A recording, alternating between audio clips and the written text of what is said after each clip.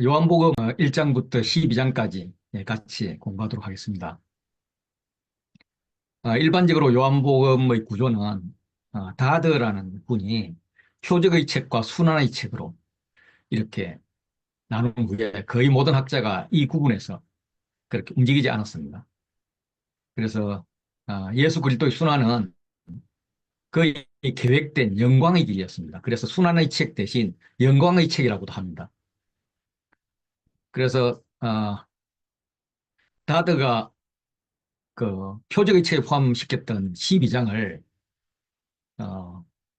부대에는 이걸 영광의 책에 표현 포함해가지고 표적의 책을 2장부터 11장 그리고 순환의 영광의 책을 12장부터 20장 이렇게 분류하기도 합니다. 그런데 이번에 저희는 그냥 12장까지를 먼저 하고 13장 이후를 다음에 하는 걸로 그렇게 했습니다.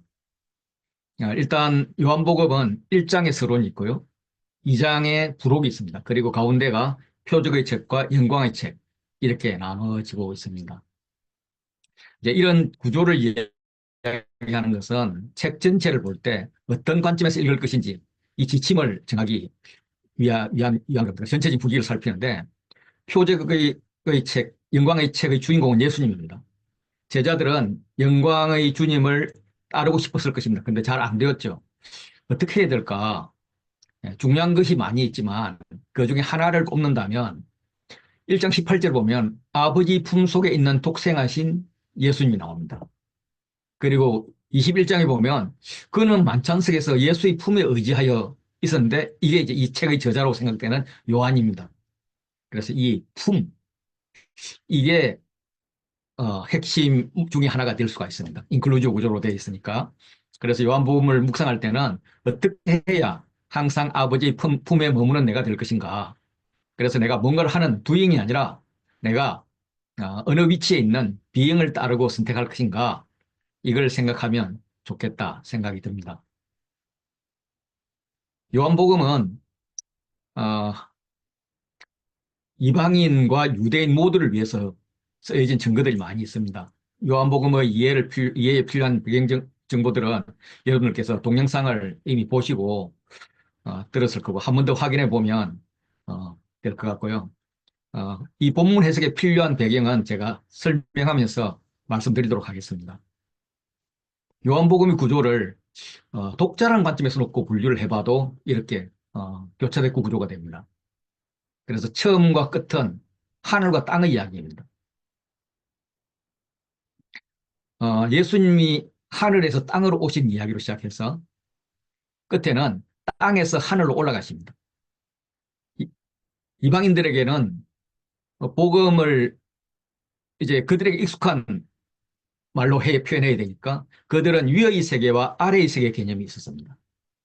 그래서 우리가 있는 이 아래의 세계에서 어떻게 위의 세계로 올라갈 것인가, 그 올라가는데 어떻게 올라갈 것인가, 이럴 때 이제 로고스를 통해서 올라간다. 그 로고스가 말씀이고 그 말씀이 예수입니다. 이렇게 설명하고 있습니다. 땅의 세계에서 이상적인 하늘로 올라가는 것이 구원인데 하늘과 땅을 연결하는 것이 당시 철학이나 뭐 영지주의의 영향을 받는 그런 종교 이런 데서는 특별한 지식이나 체험 그리고 이제 그 사이사이에 있는 에이온이라는 신들 뭐 이런 것들이라고 했습니다. 그런데 예수님은 아니다. 내가 하늘에서 땅으로 와서 길을 열었고 이 땅으로 또 하늘로 올라가면서 그 길을 확인해 줬다. 즉 예수님이 하늘과 땅이 만나는 점이고 그를 통해서 우리는 구원을 받을 수 있다. 이렇게 말씀하시는 것입니다. 그리고 이제 가운데 예수님과 제자들 이야기는 이방인과 유대인 모두를 대상으로 볼 수 있고 그리고 이제 시와 시다시는 유대인들에게 설명하는 구절로 그렇게 보여집니다. 그래서 유대의 내 제도, 관습, 혼례라든지 정길례, 성전, 율법, 야곱의 우물을 통해서 그리고 5장 이후에는 유대의 내절기, 안식일, 유월절, 초막절, 수전절을 통해서 구약의 절기와 제조들은 능력이 없다라는 것입니다. 예를 들면 가나의 혼인잔치에 포도주가 떨어졌습니다. 잔치는 종말론적 구원을 받는 사람들의 천국잔치를 의미하기 때문에 풍요로움, 배부름, 기쁨, 사랑이 있어야 됩니다. 그런데 음식 중에 가장 중요한 포도주가 떨어졌으니까 잔치가 중단될 위기입니다. 증길낼 때 사용하던 물 항아리가 자그마치 6개나 있었고 연회장도 있었지만 잔치를 이어가는 데는 아무 역할을 할 수가 없었습니다. 예수님의 조처가 들어갔을 때 잔치는 더 풍요로워졌습니다. 성전 제사를 폐기하고 영과 진리로 드리는 예배를 시작하게 했다는 거죠. 야곱의 우물 이야기도 먹어도 먹어도 목마르다는 거예요. 그래서 영원히 목마르지 않는 생수를 예수님 주신다는 겁니다. 구약의 예언은 성취되어야 되는데 율법을 비롯한 이스라엘의 제도들은 안 된다. 어떡할 거냐? 대안이 예수님이다. 따라서 예수님의 복음은 유대교를 능가할 뿐만 아니라 유대교를 대체한다. 이런 이야기입니다. 내절기도 마찬가지예요. 구체적으로 예수님은 안식일에 참 안식을 주시는 안식일의 주인입니다. 유월절에 한 번에 온전히 죄의 문제를 해결하는 양이 되셨습니다. 초막절마다 지내던 기우제, 연등행사 이런 것을 예수님이 대신합니다.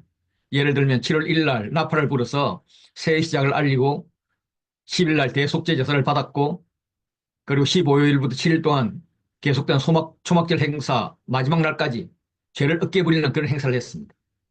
그리고 새로운 날이 시작되는 날 아침에 서기관들과 바리새인들이 음행 중에 잡힌 여자를 끌어오는 죄를 범합니다.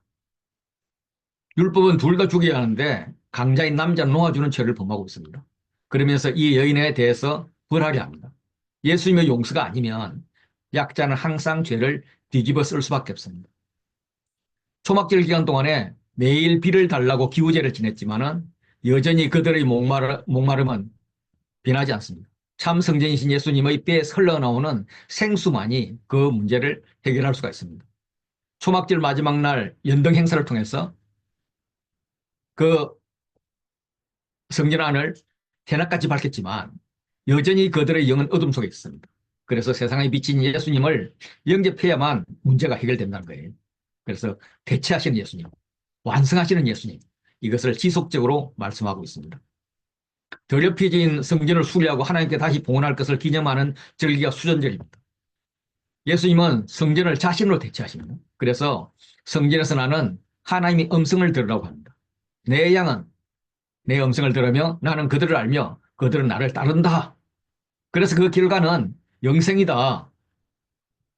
그리고 그 하나님의 음성을 죽은 나사로가 듣습니다. 그리고 살아납니다.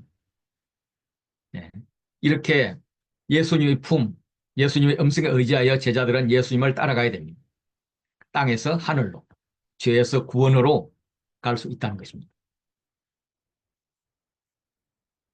요한의 책들을 나선형 구조라고 합니다. 요한계시록도 7인 재앙이 진행되다가 끝나지 않은 상태에서 7째 인이 나팔재앙으로 연결되고 나팔재앙도 마지막 재앙이 끝나지 않은 상태에서 대접재앙으로 연결됩니다.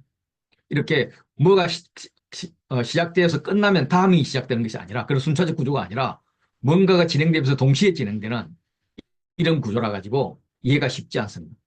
요한복음도 나선형 구조를 가지죠. 요한복음에는 7표적이 나옵니다. 그리고 7 나는 이다. 자신을 신으로 나타내는 그걸로 7 강화가 나오는데 이 7표적이 진행이 쭉 됩니다. 진행이 되는 중에 나는 이다가 따라서 나와요. 그래서 오병이의 표적, 물을 걸으시는 표적 이야기하고 연결해서 나는 생명의 떡이다. 이렇게 선포합니다. 그리고 나는 세상의 빛이다. 라고 선언하고 소경을 거치는 표적이 나오고 나는 부활의 생명임을 선언하고 죽은 나사로를 살리는 그런 표적을 말씀하십니다. 그리고 이제 다음 주에 배우겠지만은 예수께서 이르시되로 시작하는 7 강화도 나는 이다가 끝나기 전에 시작을 합니다. 그래서 이런 낯선형 구조로 되어 있어서 이것을 알고 대처해야만 구조가 어렵지 않습니다. 전체를 정리하면 이 표와 같습니다. 서문과 부록이 있고요.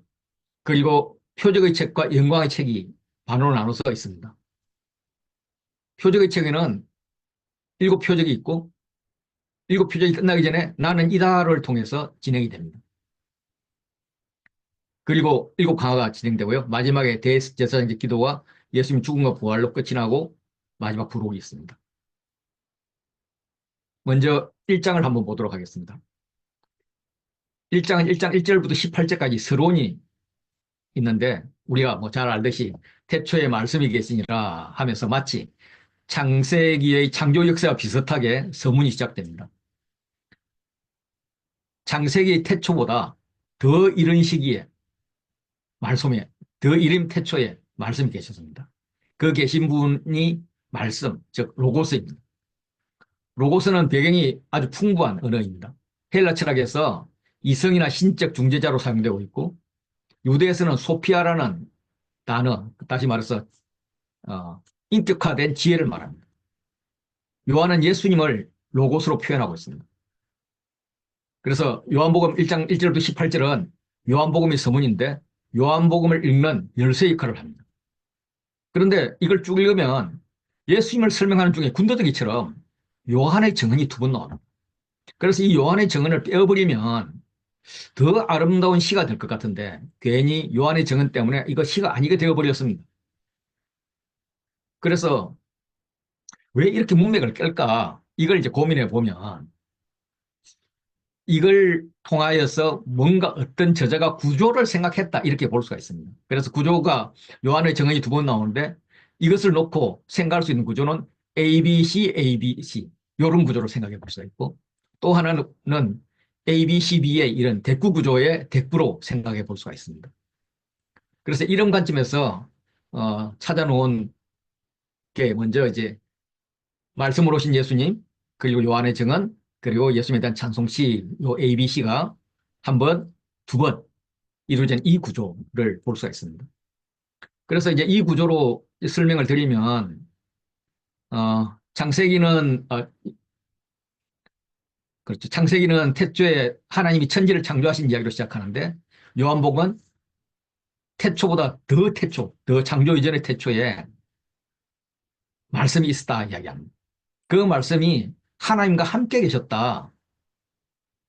그 함께 계셨음이 강조되면서 성부 하나님과 함께 계셨던 말씀도 우리에게는 성부 하나님의 신성을 가지고 있는 다른 하나님 성자 예수님이다 하고 시작을 합니다.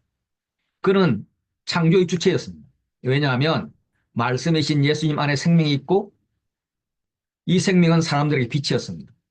어둠은 깨달을 수도 이길 수도 없는 빛이었어요. 그런데 이 빛을 증언한 자가 있었으니 그가 요한입니다. 이 증언이라는 단어는 요한복음에서 아주 중요한 단어입니다. 35번 등장을 해요. 원어로는 훨씬 더 많이 등장한다고 합니다. 요한은 빛이 아니라 빛이신 예수님에 대해서 증언하는 자입니다. 그 증언의 목적은 예수님을 믿게 하는 것입니다. 그래서 9절부터 이걸 찬양합니다. 찬양의 내용은 그 빛이 세상에 오셨을 때 사람들이 영접하지 않았지만 영접하는 자들이 있었습니다. 영접하는 자, 곧 그 이름을 믿는 자들에게는 하나님의 자녀가 되는 권세를 주셨습니다. 이는 어머니로부터 출생을 말하는 혈통이나 성욕으로부터 출생했음을 말하는 육정이나 남자 욕망에 의해서 출생했음을 말하는 사람의 뜻으로 난 것이 아니라 믿음으로 났다. 중요한 것은 신분이 아니라 믿음이다. 영접하는 자, 그는 하나님의 자녀가 되는데 이것은 하나님으로부터 난 자이기 때문이라는 거죠. 무엇으로부터 났다 하는 것은 누구누구로부터 왔다는 이야기예요. 예수님은 하나님께로부터 오셨어요. 하나님 안에 계시다가 오신 거예요. 그래서 하나님께로부터 오신 예수님 안에 하나님이 계신 겁니다. 프람 하나님은 인 하나님이고 이 땅에서 예수에게 인하신 하나님이에요. 그 예수님이 내 안에 들어오시니까 내 안에 예수님이 있고 예수님 안에 하나님이 있어서 나도 하나님으로부터 난 자가 되는 거예요. 프람 하나님, 하나님부터 온 분, 인 하나님, 내 안에 하나님이 있는 그런 자가 나도 되어간다는 거예요. 그래서 믿음으로 거듭나서 하나님의 자녀가 되는 것입니다. 그래서 이것은 예수를 믿느냐 믿지 않느냐 이런 문제가 아니라 믿을 수 있느냐 믿을 수 없느냐의 문제예요. 우리의 선택 의지가 아니라 하나님의 은혜로 하나님이 야 너는 나로부터 나왔어 라고 말씀해 주신다는 거예요. 그래서 그 예수님께서 내 안에 계셔서 나를 하나님으로부터 온 자로 재창조하신 겁니다. 1장 14절부터 시작되는 두 번째 사이클을 보면 말씀이 육신이 되어서 우리 가운데 거하십니다. 말씀 즉 로고스가 육신이 되는 것을 성육신이라고 우리 하죠. 신이 보통 사람과 같은 살덩이를 가지고 태어났다는 것인데 사람들은 육적인 것을 버리고 영적인 것을 추구하려고 애를 쓰는데 그게 잘 안 되니까 될 수 없으니까 그분 로고스가 말씀이 육신이 되어서 우리 가운데 살고 계신 것입니다. 영은 선하고 육은 악하다라고 여겨졌던 당시 세계관에서 이 헬라인들이 생각하는 최고의 신인 로고스가 살덩이를 입고 왔다는 것은 굉장히 충격적이었을 겁니다. 진리는 육체가 결코 악하지 않다는 것이에요. 우리 가운데 거하시는 것은 텐트를 치고 함께 사셨다는 말입니다. 하나님과 함께 계셨던 말씀이 육신이 되어서 우리와 함께 계시는 것입니다. 요한이 그것에 대해서 증언하는 거죠. 그래서 요한이 증언한 그분을 우리가 받아들였더니 찬송이 절로 나오는 거예요.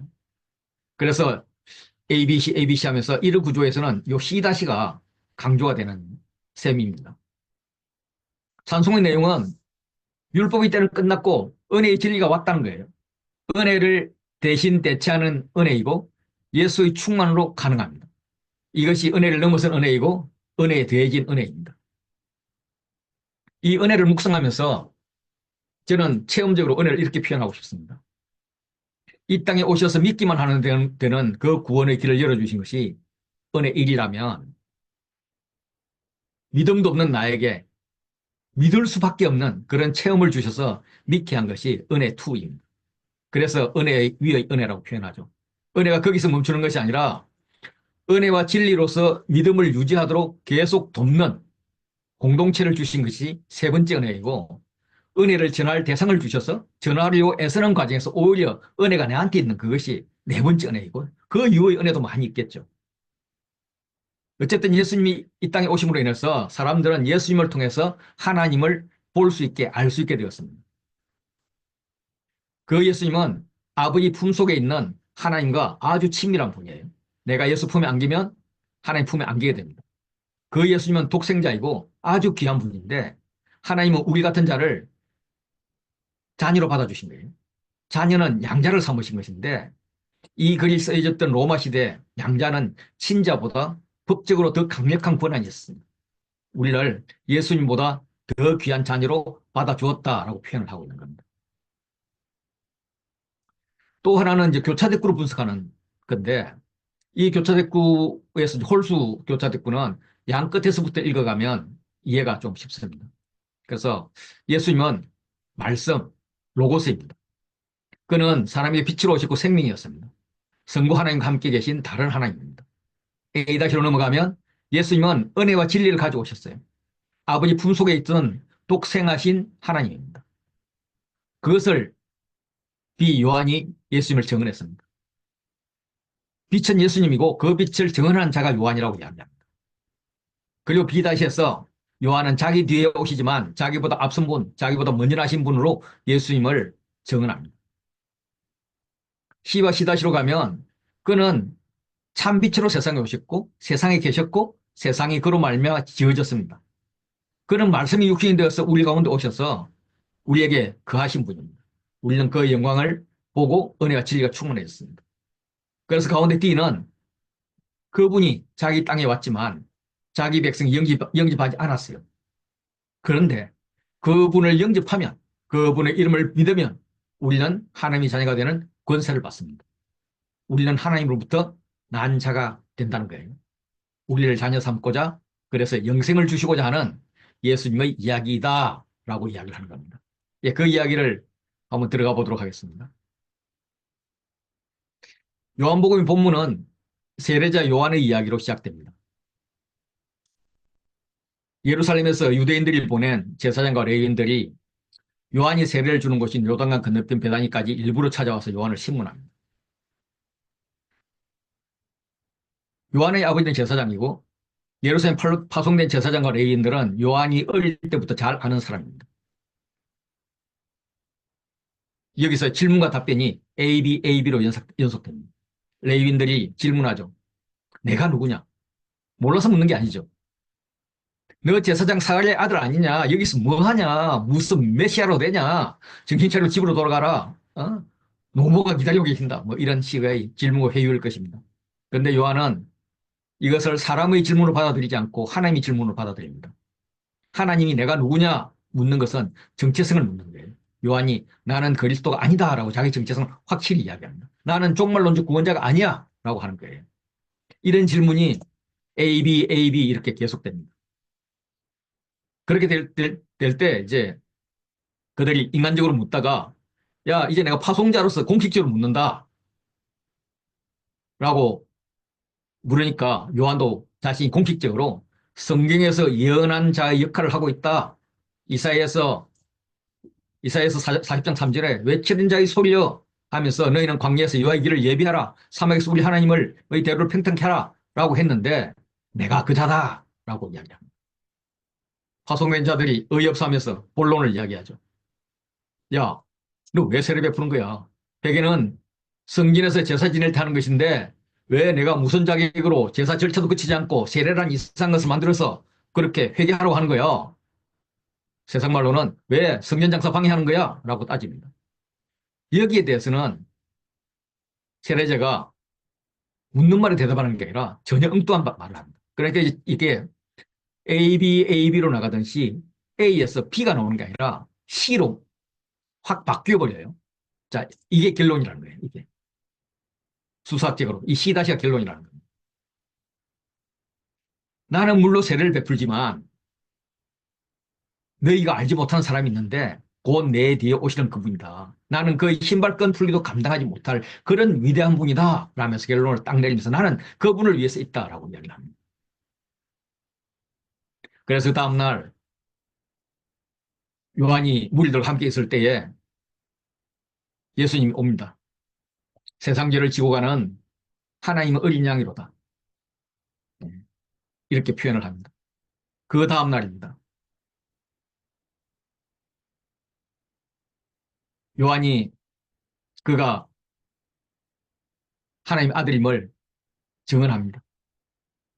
그래서 두 제자가 예수를 따라가죠. 그 중에 하나는 베드로 형제 안드레라고 하고요. 다른 한 사람은 이름을 밝히지 않습니다.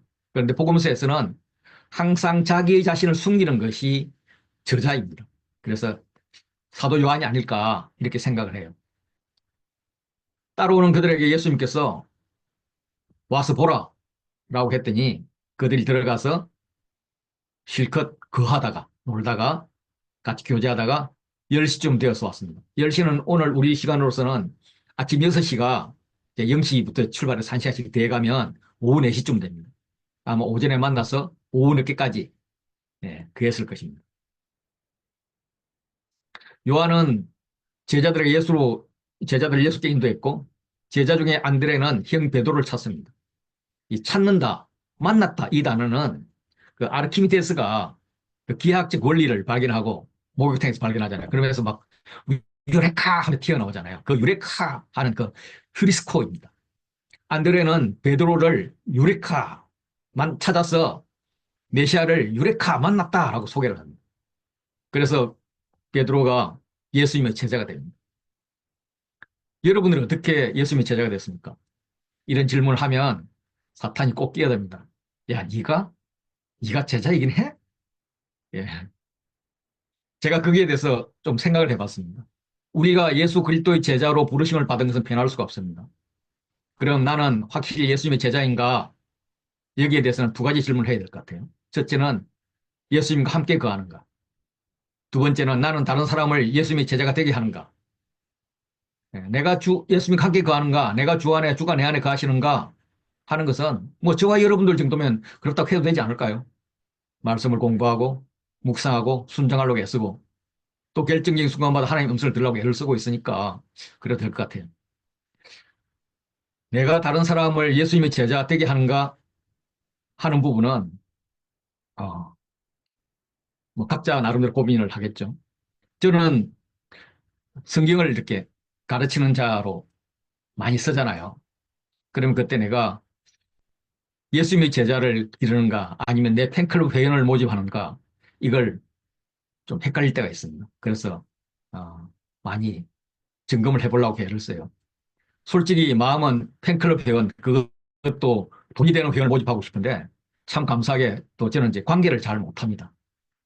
그래서 내 자신이나 내가 아는 사람에게 대한 관심보다는 그냥 내가 잘 아는 어떤 컨텐츠 이런 데 관심이 있습니다. 제 컨텐츠의 주제는 예수님입니다.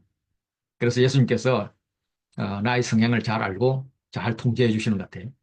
그래서 이제 어, 내 제자를 기르는 게 아니라 예수님을 소개하고 예수님을 세우는 일을 하고 있다라고 이렇게 선포를 합니다. 이렇게 선포를 하는 이유는 혹시 안 그러면 예수님 나 혼내도 돼요. 이런 고백입니다. 다음 날에는 예수님이 직접 제자를 부릅니다. 빌립을 불렀어요. 빌립이 친구 나다나엘에게 가서 유레카 하면서 메시아를 만났다고 이야기를 합니다. 그리고 그가 나사렛 출신이라고 정보를 줘요. 안드레는 안드레가 아니고 나다나엘은 예수가 나사렛 사람이라 말고 시큰둥합니다. 아마도 나다나엘은 구약을 잘 알았을 것이고 메시아가 베들레헴에 나올 것을 기대하고 있었을 것입니다. 그러면 빌립이 성경을 대꾸할 수도 있었습니다.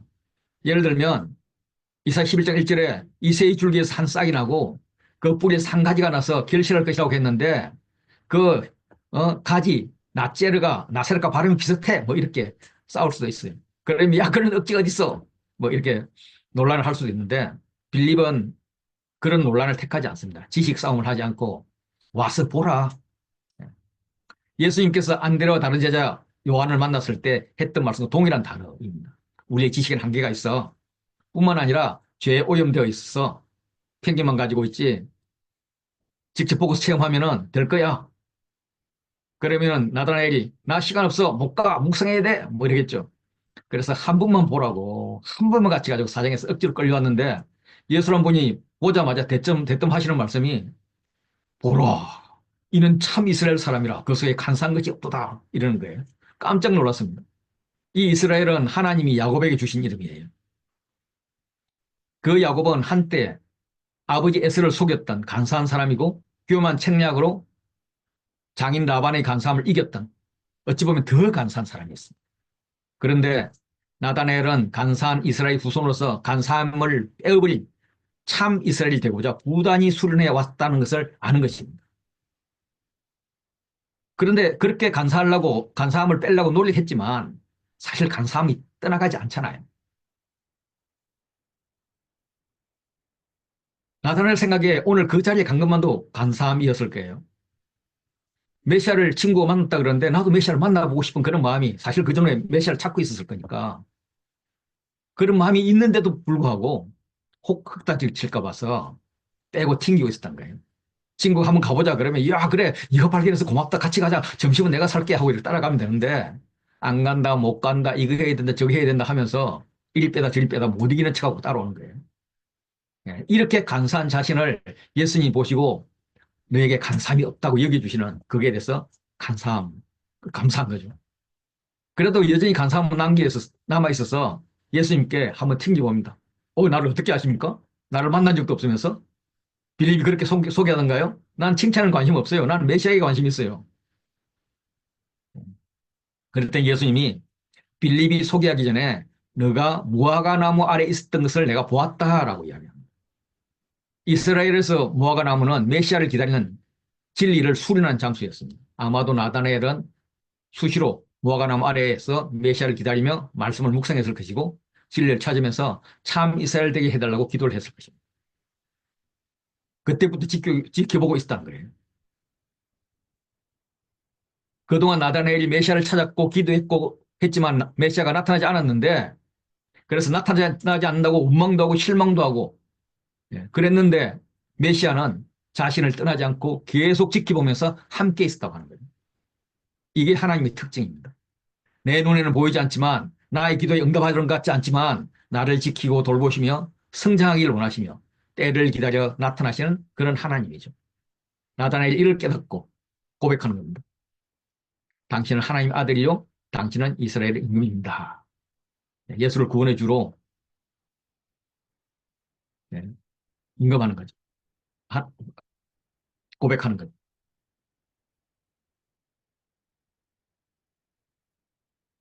요한복음은 앞으로 전도자를 통해서 예수님을 만나는 자가 영생을 얻기를 원합니다. 그래서 요한복음의 목적은 왜 이걸 기록했느냐 하면은 너희로 예수께서 하나님의 아들 그리스도 예수가 하나님 아들 그리스도이심을 믿게 하고 또 믿고 그 이름을 힘입어 생명을 얻게 하려 합니다. 라고 분명히 하고 있습니다. 예수님은 나다나엘이 나다나엘이 이제 예수님을 주라고 고백을 하니까 야, 뭘 그런 거 호들갑을 떠냐. 더 큰 일도 볼 거야. 라고 합니다. 더 큰 일이라는 것이 야곱이 꿈에서 본 사닥다리 같은 이야기입니다. 야곱이 베델에서 돌베개 삼아서 자다가 꿈에 땅에서 하늘로 닿는 이런 사닥다리가 있었는데 그 위를 하나님의 사자들이 오르락 내리락 하는 것이었어요. 그런데 그 하늘과 땅을 잇는 사닥다리가 예수님 자신이 될 거라고 지금 말씀하시는 거예요. 요한복음이 처음 써졌을 그 당시 독자들은 잠깐 말씀드렸지만 위의 세계와 아래의 세계가 있다고 생각을 했죠. 그래서 구원은 땅에서 하늘로 올라가는 것이라고 생각을 했습니다. 그래서 그 하늘에서 땅에서 하늘로 올라가는데 여러 단계가 있다고, 뭐 7단계가 있다, 365단계가 있다, 10단계가 있다. 예, 뭐 이런 이야기들을 했었어요. 근데 예수님은 야, 그런 쓸데없는 그런 거 필요 없고 그냥 로고스, 말씀으로 구원을 받는 것이다. 말씀이신 예수님 자신을 통해서 하나님 나라의 백성이 될 수 있다라고 설명합니다. 예수님은 원래 하늘 위의 세계에 계신 분이었는데 그는 진리의 본질이고 빛이고 영불변이신 하나님 자신이었는데 그분이 아래 세계로 내려오신 것, 하늘 길을 여신 것입니다. 그리고 다시 하늘로 올라가셨죠. 부활 성천을 통해서 하늘로 올라가는 길을 확실히 열어놓은 것입니다. 뿐만 아니라 성령을 통해서 하늘 땅을 성령을 하늘의 땅으로 다시 보내주면서 하늘길이 열려 있음을 누구든지 갈 수 있음을 보여줍니다. 그래서 우리는 성령 충만하면 올라갈 수 있는 거죠. 그리고 예수님이 다시 오시면 믿는 자는 모두 그 하나님 나라로 데려가실 것이니 예수를 믿음이 곧 영원한 생명길을 얻는 것이다 라고 알려주시는 것입니다. 요한복음 2장부터는 표적이라고 말하는 7개의 기적이 나옵니다. 기적은 인간의 이해를 뛰어넘는 사건을 말해요. 인간이 보지 못했거나 상상하지 못했던 그런 사건입니다. 그런데 요한은 이 기적을 표적이라고 표현합니다. 단순히 물리적 현상이 아니다. 이 표적을 통해서 가리키는 것이 있다는 의미예요. 영원한 실체가 있습니다. 그래서 이거는 이제 포인트 혹은 그 표지란 말은 포인트 혹은 사인인데 사인판 그 자체가 크니 작니 문제가 있니 없니 이게 중요한 게 아니라 사인판이 어느 방향으로 가리키고 있느냐 이걸 보고 깨달아는 거예요. 그래서 이 사인은 이 표적은 하나님의 아들이신 예수 자신의 인격과 권능을 보여주고 증명하고 그쪽으로 가라고 방향을 지시하는 거예요.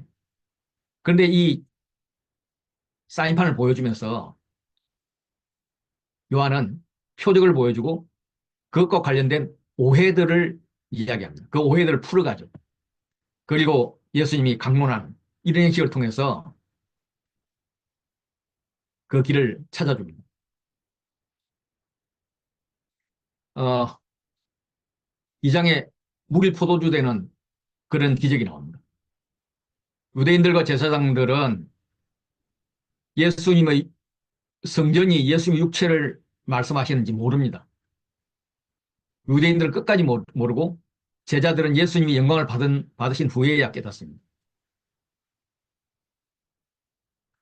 니고데모는 거듭남의 의미를 이해하지 못합니다.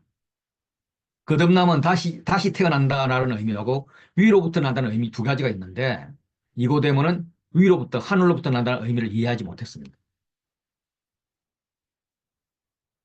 사마리아 여인은 처음에는 생수의 의미를 그냥 흐르는 물, 솟아나는 물로만 이해했습니다. 먹을 수 있는 물로 이해했죠. 생명을 주는 물로.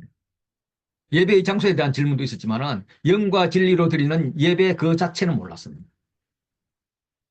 그렇지만 예수님과의 대화를 통해서 이걸 깨닫고 본인이 구원은 물론 전도자가 됩니다. 재미있는 것은 공의회 의원자 백성인 니고데모는 깨닫지 못하는데 남편을 7번이나 순전히 타이에서 바꿔야만 했던 이 힘없는 여인은 깨닫습니다. 두 번째, 세 번째 표적은 고간의 아들을 고치고 베데스다 환자를 고치는 일입니다. 이것은 안식일에 대한 오해로 연결됩니다. 예수님은 율법에서 안식일에도 할례 행위를 한 것에 대해서 말씀하시면서 할례 행위를 한 것에 말씀하시면서 하나님도 안식일에 일하고 계신다 이걸 확인시킵니다. 그래서 안식일에 일함으로써 묶인 자를 풀어주는 자신을 보여줍니다. 안식일을 완성시키시는 거죠.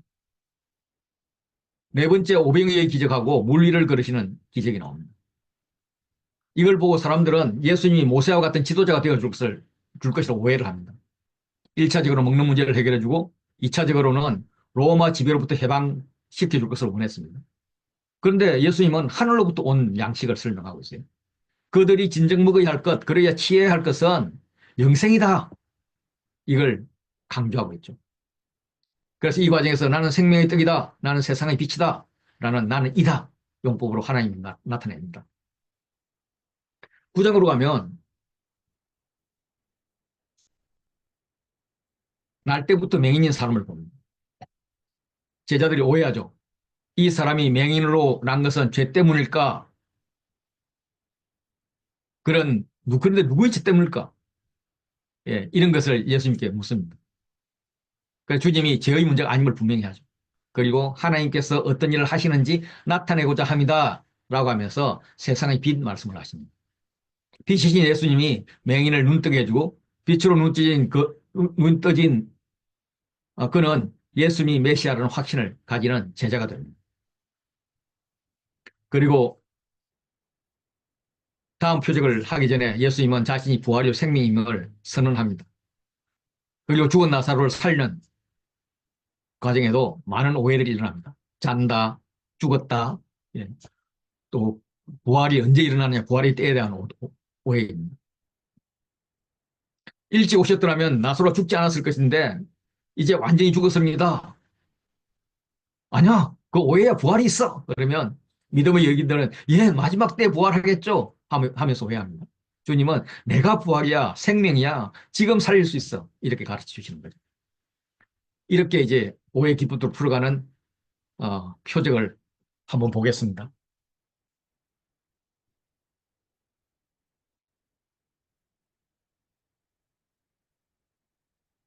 예, 사흘째 되는 날 가나안에 혼례가 있었습니다. 사흘째 되는 날을 요한이 정한 날을 한 날을 하루로 본다면 이튿날, 이튿날, 이튿날 그리고 사흘째. 예, 그래서 7일째 되는 날을 볼 수 있습니다. 천지창조 7일째 안식일을 연상시킵니다. 이런 계산이 뭐 너무 복잡하다 싶으면 3일째로 본다면 창세기에서 좋았더라 이렇게 다른 나라 한 번이나 말이 없든지 이러는데 두 번 말씀하시는 창천청 3일째를 이렇게 연상시킵니다. 그래서 유대인들은 3일째를 더블 축복의 날로 인식을 하고 화요일에 결혼식을 많이 합니다. 부활도 3일째이죠. 이제 그런 어쨌든 좋은 날입니다. 결혼이 보통 일주일 정도 시작되었는데 중간에 문제가 생겼죠. 예수의 어머니가 도움을 요청합니다. 예수님은 때가 이르지 않았다고 거절합니다. 호칭도 어머니라 그러지 않고 여자여라고 합니다. 여자여는 사마리아 여인과 제지연 여인, 막달라 마리아 이런 사람들을 부를 때 가르칠 목적으로 부를 때 사용됩니다. 어머니를 제자로 여기는 것 같아요. 어머니 반응도 재밌어요. 하인들에게 예수님 시키는 대로 하라고 지시하고 가버립니다. 이거는 예수님은 거절하셨지만 그 거절을 거절이 아니라 수락으로 받아들이고 때를 기다린 거예요. 마치 사무엘상에 한나가 나와가지고 자신의 부임에 대해서 울고불고 하죠. 그래 엘리 제사장이 그냥 축복해 줍니다. 그런데 그 축복을 받고는 얼굴에 다시 근심한 빛이 없었습니다. 그런 모습이에요. 우리 같으면은 야 인간적으로 어떻게 엄마한테 그럴 수 있냐 뭐 이럴 수도 있고 아니면 우리가 예수님께 기도하더라도 아 당장 해주십시오. 왜 안 해주십니까? 뭐 이럴 것 같은데 거절을 수락으로 받아들이는 굉장한 믿음입니다. 때가 되었을 때 예수님이 일하기 시작하십니다. 아무 역할도 하지 못했던 정결 예식의 도구를 사용해서 문제를 해결합니다. 물은 포도주로 변했죠. 예, 예수님이 잔치의 주인이 되자 문제가 해결되고 더 좋게 되었습니다. 포도주 품질은 윤회장이 잘 알았습니다. 그런데 예수님이 했다는 걸 몰라요. 그래서 그는 사인판이 가리키는 방향인 예수님을 모르고 오 사인판 잘 그렸네. 야 멀리서도 잘 보게 그렸네. 튼튼하게 만들었네. 이렇게 사인판 자체에 대해서는 잘 알지만 포도주가 어떻게 만들어진지 그 포도주를 만드신 분이 누구신지는 전혀 모르는 거예요. 아는 사람은 누구냐면 현장에 있던 하인과 제자들입니다. 이걸 통해서 배우는 것은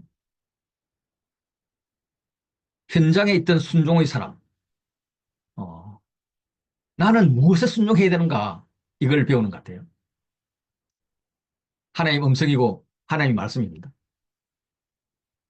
그 음성이 내 생각과 같다면 뭐 순종이랄 것도 없죠. 당연히 해야 되니까.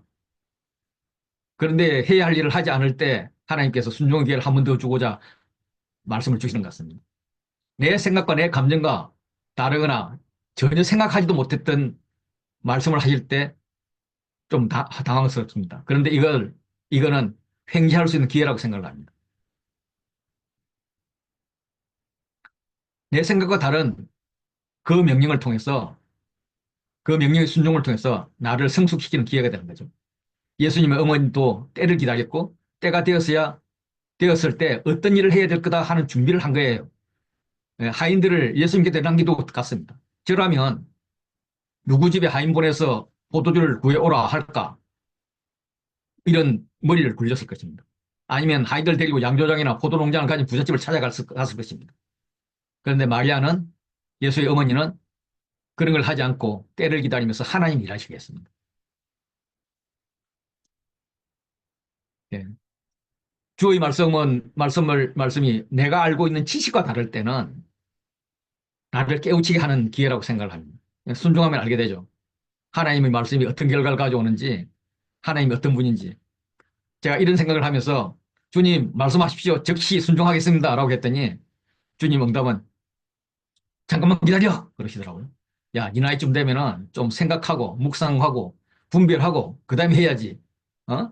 네가 막 아무 때나 막 순종한다고 설치니까 천사들이 네 뒤치다거리 한다 고생하지 않냐. 그래서 제가 깨갱했습니다. 이후에 이제 오해들이 나타나요. 요한복음에는 6월절이 3번 언급이 됩니다. 6월절은 유대 종교적 1월 14일이고 6월절을 시작으로 한 주 동안 무교절을 지킵니다. 이 기간에 성인 남자들은 예루살렘 성전으로 가서 예배를 드릴 때가 있습니다. 예배 전에 붉은 암소재로 만든 물뿌림을 받아야 되는데 이 물뿌림이 일주일에 2번만 뿌렸었습니다. 그리고 숙소도 절대적으로 부족하기 때문에 좀 미리 올라가야 가능했죠. 또 멀리서 재물을 가져오는 것도 어려웠고 성전세를 내기 위해서 성전의 세계를 구해야 됐기 때문에 성전 근처에 물건을 사고 팔고 돈 받고 행위는 필수적이었고 합법적이었습니다. 그런데 성전 관리자들의 이권이 개입돼서 이걸 성전 경내로 옮겼다고 합니다. 이방인이 들어서 했다고 이렇게 추정을 하는데 이방인의 예배 자체를 못하게 방해한 거죠. 그래서 만민이 예배하는 집이 못하게 했기 때문에 예수님이 분노하시는 겁니다. 그 예수님이 분노하시는 모습을 보고 제자들이 기억한 예언은 시편 69편 9절입니다. 주의 집을 위하는 열성이 나를 삼키고 주를 비방하는 비방이 내게 미쳤나이다 라고 하죠.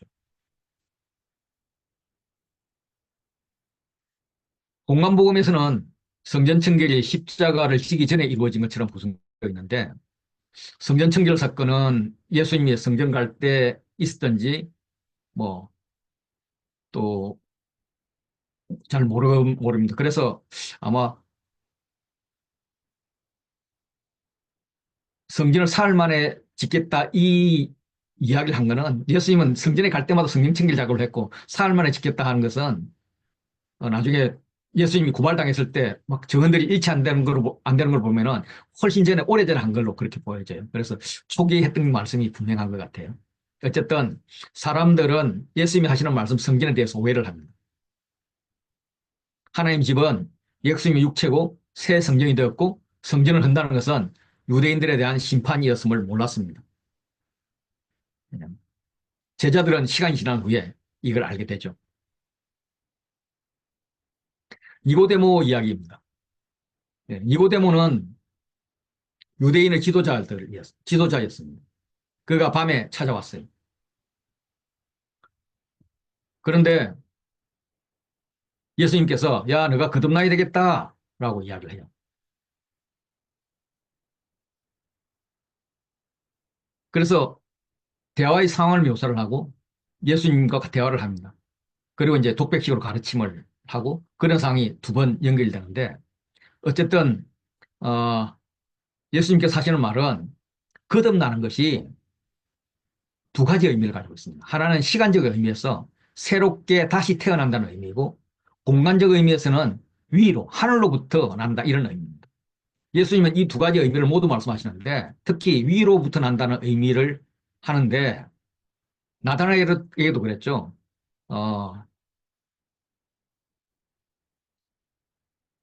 너가 모아그나 뭐 아래에 있다고 함으로 믿느냐, 이보다 더 큰 일을 볼 거다 하면서 하늘이 열린다. 예. 그러면서 이제 자신이 하늘과 땅을 연결하는 분이라고 그렇게 이야기를 했죠. 그런데 지금 니고데모는 사람이 늙으면 어떻게 다시 날 수 있습니까 하면서 시간적으로 다시 태어난다는 의미만 생각하고 있는 거예요. 그래서 이제 예수님께서 시간적으로 다시라는 의미도 있지만 거듭남이 위로부터 태어난다 이 설명을 계속 해줍니다. 그래서 거듭나는 것은, 위로부터 나는 것은 물과 성령으로 세례를 받는 것이다. 그래서 물, 성령, 피는 같은 개념이다. 이런 이야기를 지금 가르쳐 주고 있는 거예요. 그래서 물과 성령을 통해서 영적인 새 생명, 새 창조가 필요하다. 그렇게 계속 이야기를 하고 있습니다. 그래, 이런 과정을 통해서 우리에게 어떤 일이 있어야 되느냐 하면, 모세가 녹뱀을 장대 위에 단 것 같이 인자도 들려야 할 것이다 라고 이야기를 합니다. 왜냐하면 그를 믿는 자마다 영생을 얻게 하기 위해서 그렇다는 거예요. 그래서 아들을 믿는 자에게는 영생이 있고 아들을 순종하지 않는 자는 영생을 보지 못한다 라고 말씀을 하십니다. 수가성 여인만 하고 마치도록 시도록 하죠.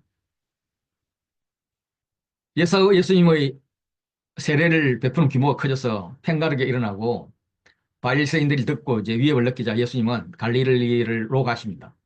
가는데 사실 보통 사람들이 이렇게 돌아가는데 사마리아를 지나서 가죠.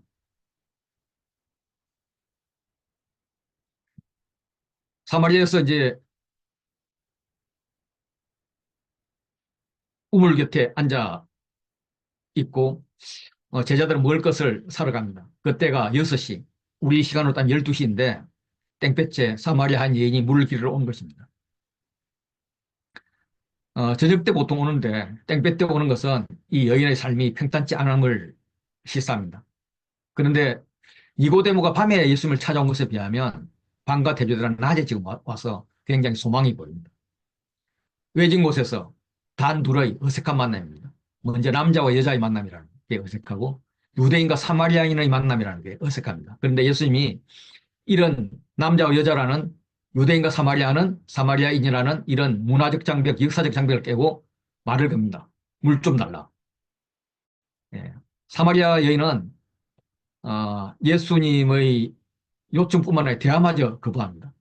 그러니까 예수님이 이해하기 어려운 말을 하죠.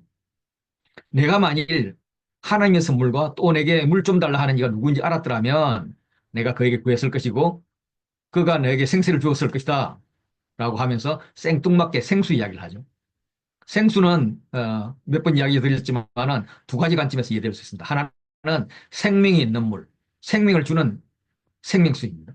또 다른 하나는 고여 있는 그런 물과 반대되는 개념으로 흐르는 물이에요. 마실 수 있는 물입니다. 솟아나는 샘물을 가리킵니다. 그래서 주님은 생수는 생명 있는 물을 의미하는데 사마리아 여인은 마실 수 있는 물, 흐르는 물로 오해합니다. 여인은 조상 야곱이 물려준 우물을 자랑하면서 말도 안 되는 소리 하지 말라고 합니다. 예수님은 계속 그 시각을 정정해 주려고 하죠. 예. 내가 주는, 내가, 내가 주는 물은 영원히 목마르지 않는다. 그 속에는 영생하도록 솟아나는 샘물이 될 거다. 이렇게 얘기하니까 여자가 기가 막힙니다. 아이, 그러면 나 그 물 좀 주세요. 내가 길을 오지 않게. 막 이렇게 하는데 예수님은 진짜 분위기 안 맞는 비약의 말씀합니다. 네 남편 불러와. 라고 이야기하죠. 주님은 여인이 생수를 달라는 말을 생의 갈증으로 받아들이고 그의 생의 갈증의 원인이 되었던 남편을 불러오라라는 거예요. 너희 생의 갈증이 너희 영적 제사장이 남편을 통해서 주어져야 옳지 않냐? 내가 남자만 희망으로 사는 것이 문제이지 않냐? 이렇게 묻는 것 같아요. 그런데 여자가 그런 이해함이 없기 때문에 악을 씁니다. 그래, 내 남편 없어요. 어떡할까요? 그러니까 또 네 남편 없다 말을 옳도다 하면서 칭찬을 하면서 또 남편이 다섯이나 있었고 막 이렇게 막 이야기를 하죠. 당시에는 이혼이 세 번만 허용되었다고 합니다. 여인이 남편이 다섯이나 있었고 지금 또 다른 남자 살고 있는 건 기구한 운명이죠. 예. 누구에게 말하고 싶지 않는 겁니다. 그런데 그것을 내 말이 참되다 인정하면서 여인의 생의 더 깊은 곳으로 대화를 끌고 가는 겁니다. 내가 너를 안다라는 거죠. 여인의 태도가 달라집니다.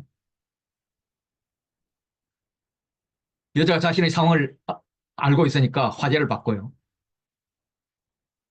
선지자 같은데요. 선지자이신 당신 입장에서는 우리가 어디서 예배를 해야 된다고 생각합니까? 예, 우리 조상들은 이 그리스도인산을 예배했는데 유대 당신들은 예루살렘에서 예배한다고 막 이야기하지 않습니까? 예, 이런 이제 질문의 배경은 유대인과 사마리아 사이에서 굉장히 오래된 논쟁입니다.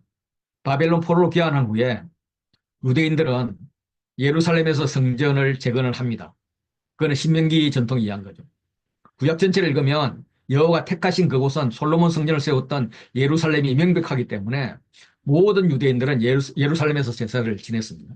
그런데 사마리아인들은 모세 오경의 권위만 인정하기 때문에 여호와가 인정한 장소가 예루살렘이라는 것을 부정했죠. 오히려 사마리아 오경 신명기에는 마소로 본문하고는 달리 그리심산이 제단을 쌓을 장소로 되어 있습니다. 그래서 그리심산은 세겜에 있는 거고 세겜은 아브라함이 처음으로 제단을 쌓은 곳입니다. 모세는 요단을 건너면서 그리심산에서 축복을 에발산에서 저주를 선포하라고 명령을 했습니다. 예. 실제 여호수아 군대 갔을 때 요단을 건넜을 때 세겜을 가가지고 바로 축복 저주 선포를 하죠. 그렇지만은 유대인들은 포로 귀환을 했을 때 성전을 지을 때 사마리아인들이 성전 재건에 참가하려고 그럴 때 못하게 했습니다. 그래서 사마리아인들은 그리심산의 성전을 건축하고 예루살렘에 대항을 했죠. 후에 기스몬 왕조 때 사마리아를 정복하면서 성전을 파괴해버렸습니다. 그러나 사마리아 사람들 계속해서 그곳에서 제사를 드리고 있었죠. 그래서 이런 신학적 갈등 때문에 갈등을 가지고 하나님께서 받으시는 예배가 어디서 이루어져야 할까 이렇게 묻습니다. 이 산이냐 저 산이냐. 그런 문제가 아니다. 예배는 아는 것이 중요하고 구원이 중요한데 구원의 출처는 유대인이다. 자신에게부터 온다라는 것을 암시를 하면서 하나님은 영이시기 때문에 예배하는 자는 영과 진리로 예배해야 한다. 그때가 온다는 거예요.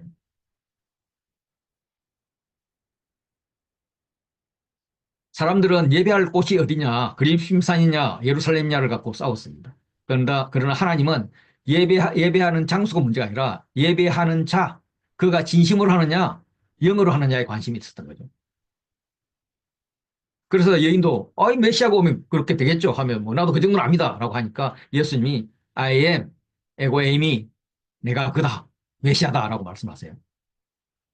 대화는 여기서 끝나고 여자는 행동하기 시작합니다. 마을로 가가지고 사람들을 불러와서 음식을 잡수시라고 합니다.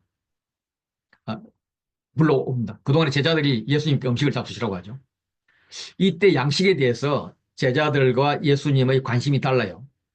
예수님이 말씀하시는 양식을 오해한 육의 양식으로 생각하는 거예요. 예수님은 계속 영의 양식을 이야기하고요.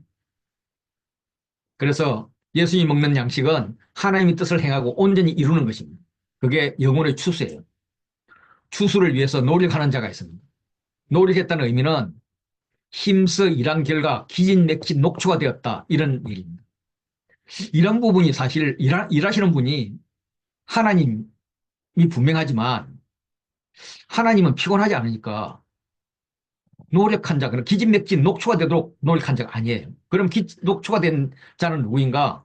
지금 문맥을 보면 예수님하고 이야기해서 집으로, 그 동네로 뛰어가는 사마리아 여인입니다.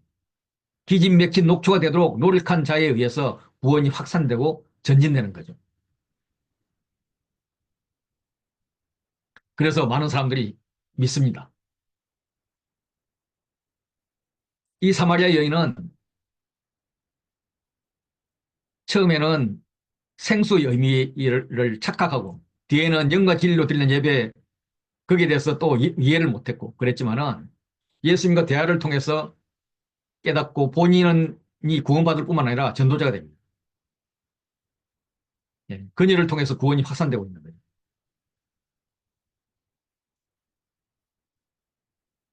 그 물, 예,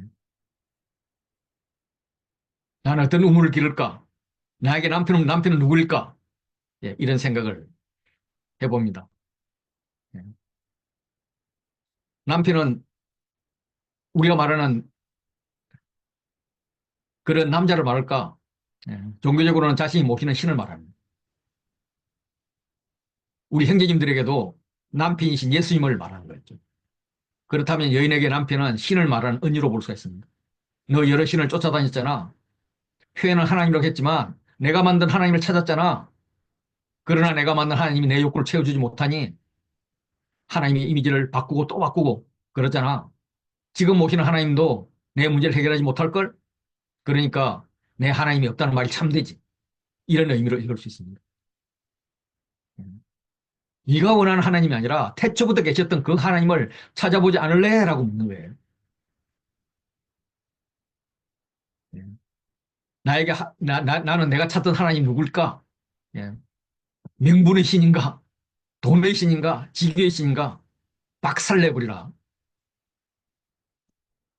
라고 말할 수 있습니다. 4장 43절부터 5장까지는 고아의 아들 고치는 것과 베데스 환자를 고치는 표적이 나오고 안식일에 대한 오해가 있습니다. 배경이 사마리아에서 갈릴리로 바뀌죠. 왕의 신하의 아들이 병이 들었습니다. 신하가 누군지 정확하게 나오지는 않지만 아마 갈릴리 분봉왕이었던 헤롯 안티파스의 관리가 아닐까 싶습니다. 신하가 간절히 요청하지만 예수님은 반응이 시큰둥하죠. 야, 너는 뭐 기사를 보지 못한 소무지 믿지 않는다. 예. 이런 것은 거절하기보다도 거절을 통해서 믿음을 가질 수 있는 기회를 주신 겁니다. 거절받은 신하는 포기하지 않고 표적을 보지 않고도 믿는 그런 믿음을 취합니다. 그가 사는 가버나움에서 가나까지는 34km입니다. 34km 하루 종일 걸어야 될 길이에요. 그 하루 종일 걸어왔던 길을 내 아들이 살았다 말씀 한마디 듣고 믿고 또 하루 길을 돌아갑니다. 네, 돌아가다가 그 소식을 듣죠. 이방인 출신으로 보이는 이 왕이 표적을 보지 않고 예수님이 누군지 믿고 알게 되는 그런 과정입니다. 예. 교차대 구조로 되어 있는데 중심이 예수께서 하시는 말씀을 믿는다 하는 이게 강조점이에요.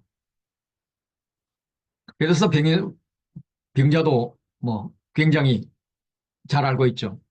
유대인의 명절이 되었습니다.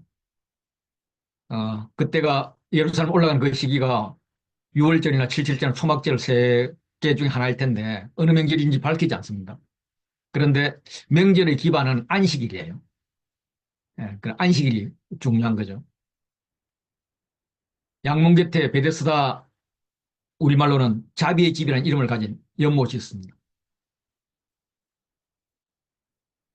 그런데 우리가 알다시피 예루살렘 성 안에는 솟아나는 샘물이 없습니다. 그래서 기드론 골짜기에서 기온샘, 골짜기에 있는 기온샘에서 수로를 통해서 실로암 못으로 물을 가져왔습니다. 그렇기 때문에 베데스다 연못은 인공못이었을 거예요. 그래서 모형을 그려놓은 게 지금 이 사진에 나오는 건데 천사가 가끔 못에 내려와서 물을 움직이게 하는데 물이 움직인 후에는 먼저 들어가는 자가 낫는다는 전설이 있습니다. 그래서 가장 심각하게 아파서 초자연적인 치유가 필요한 사람은 가장 늦게 들어갈 수밖에 없는 그렇게 가장 먼저 들어갈 가능성이 없는 자비가 아니라 경쟁의 연못, 무자비의 연못인 거죠. 이 연못의 물이 언제 움직일까? 천사가 왔을 때 움직이는 게 아니라 수문을 열었을 때 물이 공급되어서 그때 움직이는 거죠. 네, 거기에 병자가 있습니다. 예수님께서 낫고 싶느냐 그럴 때 얘 낫고 싶다 하면 될 건데 얘는 그냥 나를 뭐 물이 움직일 때 이렇게 물에 넣어주는 사람이 없습니다. 뭐 이렇게 자기가 지금 뭘 해야 되는지도 모릅니다. 그래서 나보다 나를 더 잘 아시는 예수님께서 됐다. 너 자리 들고 일어나라 해서 그걸 들고 걸어가는데 그날이 안식이라는 거예요. 38년 동안 풀리지 않던 문제가 예수님 앞으로 이래서 풀렸는데 그게 안식이라고 문제를 삼는 겁니다. 이 병난 사람도 보면 감사도 없어요. 그냥 가버려요. 뒤에 예수님께서 만나가지고 야 다시는 죄를 범하지 말라라고 하는 걸로 봐서는 병의 이유가 죄에 있었던 것 같아요. 계속 그는 죄를 짓습니다. 예수님이 하신 일에 대해서 많은 변론이 있었는데 결정적으로 도장 10절에 예수께서 그들에게 내 아버지께서 일하시니까 나도 일하신다 하는 말이었습니다. 구약에서 하나님을 아버지라고 말하고 있기 때문에 하나님을 아버지라고 부르는 것은 뭐 그렇게 큰 문제가 아닙니다. 그런데 왜 유대인들이 그렇게 광민 반응을 보였을까? 안식일에 범한 죄를 자기를 범한 죄에다가 자기를 하나님과 동등하게 여긴다고 신성모독죄를 적용하고 있는데 이 여기에는 안식일에 대한 유대인들의 해석이 들어 있습니다. 1세기 랍비들은 하나님이 세상을 창조하신 후 여전히 일을 하시느냐, 안식만 하시느냐에 대해서 문제 제기를 했죠. 답은 하나님은 여전히 일하신다는 거예요. 무엇보다 하나님은 의인과 악인을 심판하시는 일을 합니다. 그리고 종말의 날에도 하나님은 최종 심판을 행하실 것입니다. 그러니까 하나님은 세상을 창조하시는 일을 끝내고도 정상 통치를 하는 의미에서 안식으로 들어간 겁니다. 그래서 안식일에도 일하시는 하나님인 거죠. 그래서 안식일에도 일하시는 예수님은 하나님 예수 자신이 하나님임을 표현한 거예요. 그의 신성을 인정하지 못하는 유대인들은 예수님을 죽이려고 했던 게 당연한 거예요. 이렇게 안식일 논쟁이 신성모독 문제와 연결돼서 커진 겁니다. 사실 유대인들은 제대로 알지도 못하면서 지금 죽자 살자 덤비고 있는 그런 행복입니다. 그래서 이 사이에서 예수님께서 야 내가 아버지한테 배운 걸 하는 거야. 그게 뭐냐면 부활이야 부활. 그럼 내가 심판할 거야. 아버지가 나를 맡겼어. 그런 거 놀라면 안 돼. 놀랄 필요 없어. 내가 오는 것은 생명을 주기 위해서 오는 거야. 내가 너희에게 생명을 주기 위해서 오는 거야. 그러면서 강조하는 말은 5장 25절입니다. 진실로 진실로 너희에게 이르노니 죽은 자들이 하나님의 음성을 듣는 때가 오나니 곧 이때라. 듣는 자는 살아날 것이다. 라고 강조합니다.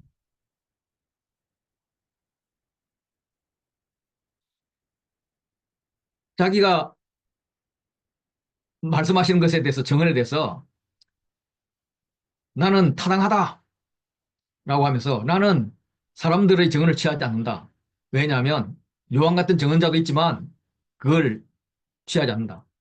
내가 취하는 정언은 요한보다 더 큰 정언자가 있기 때문이다라고 하세요.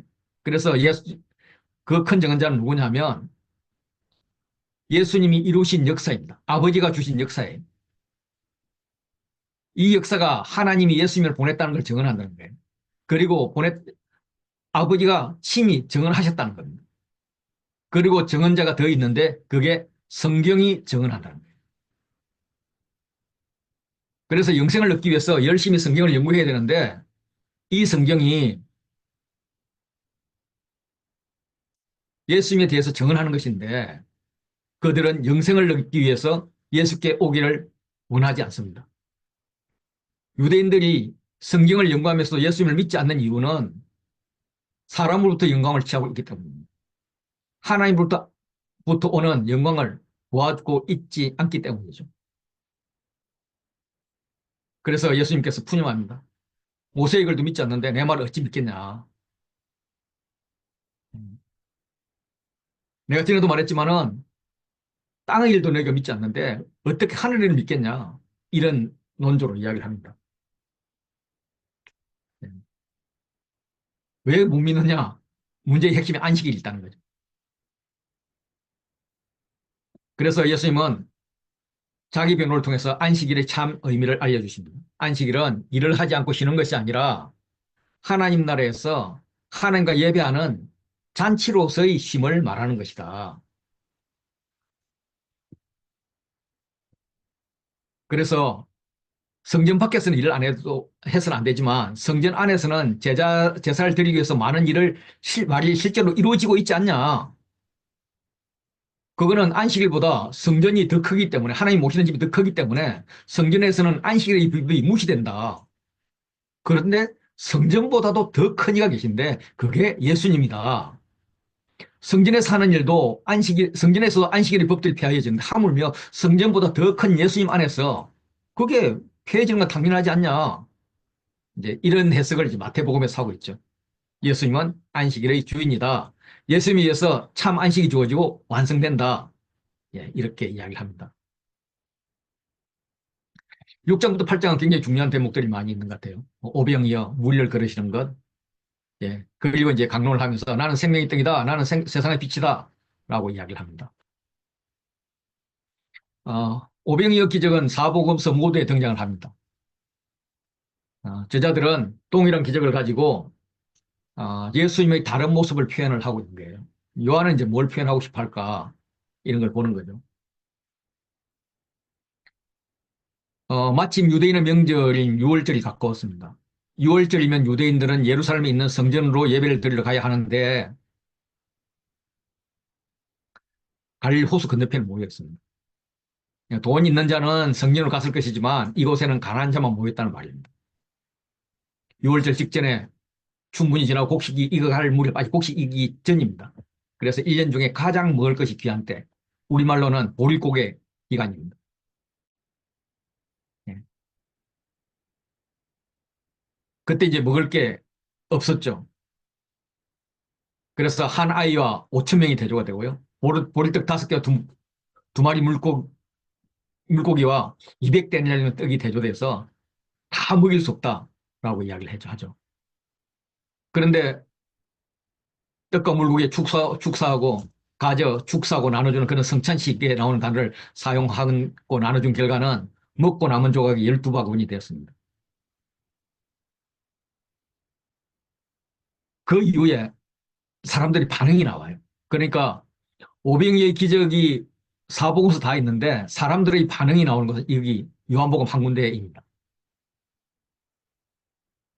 그래서 어떤 사람들은 진짜 성경에 써 있는 그 선지자야 라고 이야기를 하고 그런데 그 사람들이 예수님을 붙잡고 임금 삼으려 하니까 예수님이 도망을 가세요.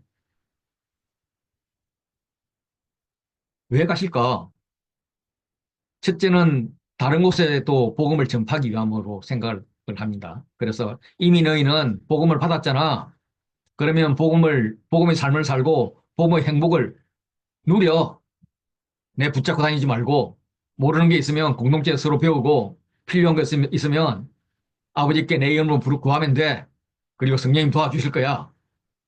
그래서 자신은 복음의 길을 이미 하늘을 가는 길을 알려줬으니까 아버지 앞에 가서 잠깐 인사하고 또 아버지가 사랑하는 다른 사람을 찾아가기 위해서 가시는 거죠. 둘째가 이제 중요한데 그들이 예수님의 실체는 알지 못하고 기적에만 매혹되어서 임금 삼으려 하는 거예요. 그들을 거부하는 겁니다. 그래서 그들이 말하는 선지자는 하나님의 말씀을 전하는 자가 아니라 하나님의 만나와 메추라기 정도를 공급하는 자입니다.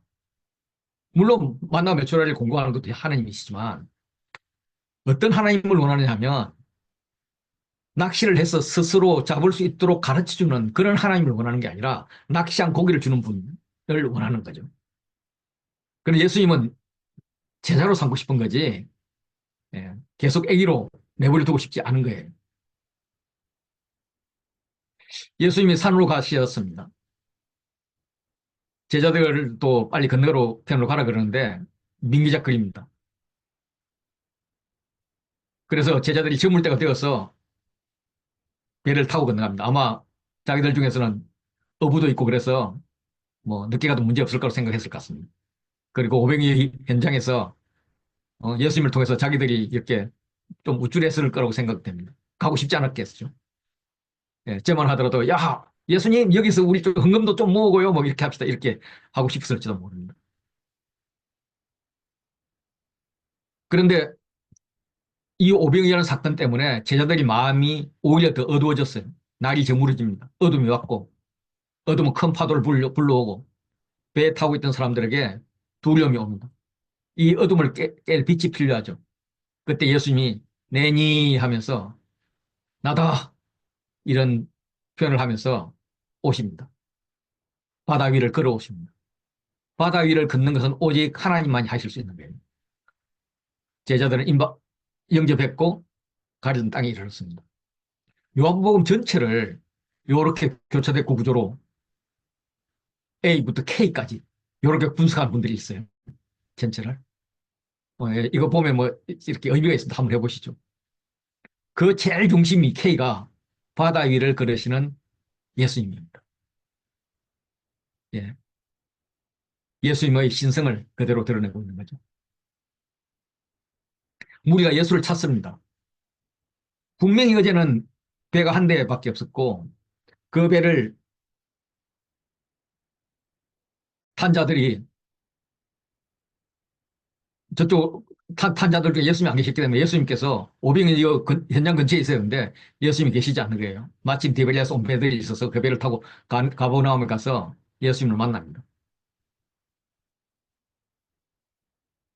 그런데 예수님이 반갑게 자기를 찾아온 사람을 반갑게 하지 않아요. 야, 너희는 표적을 본 까닭이 아니라 떡을 먹고 배부른 까닭이다.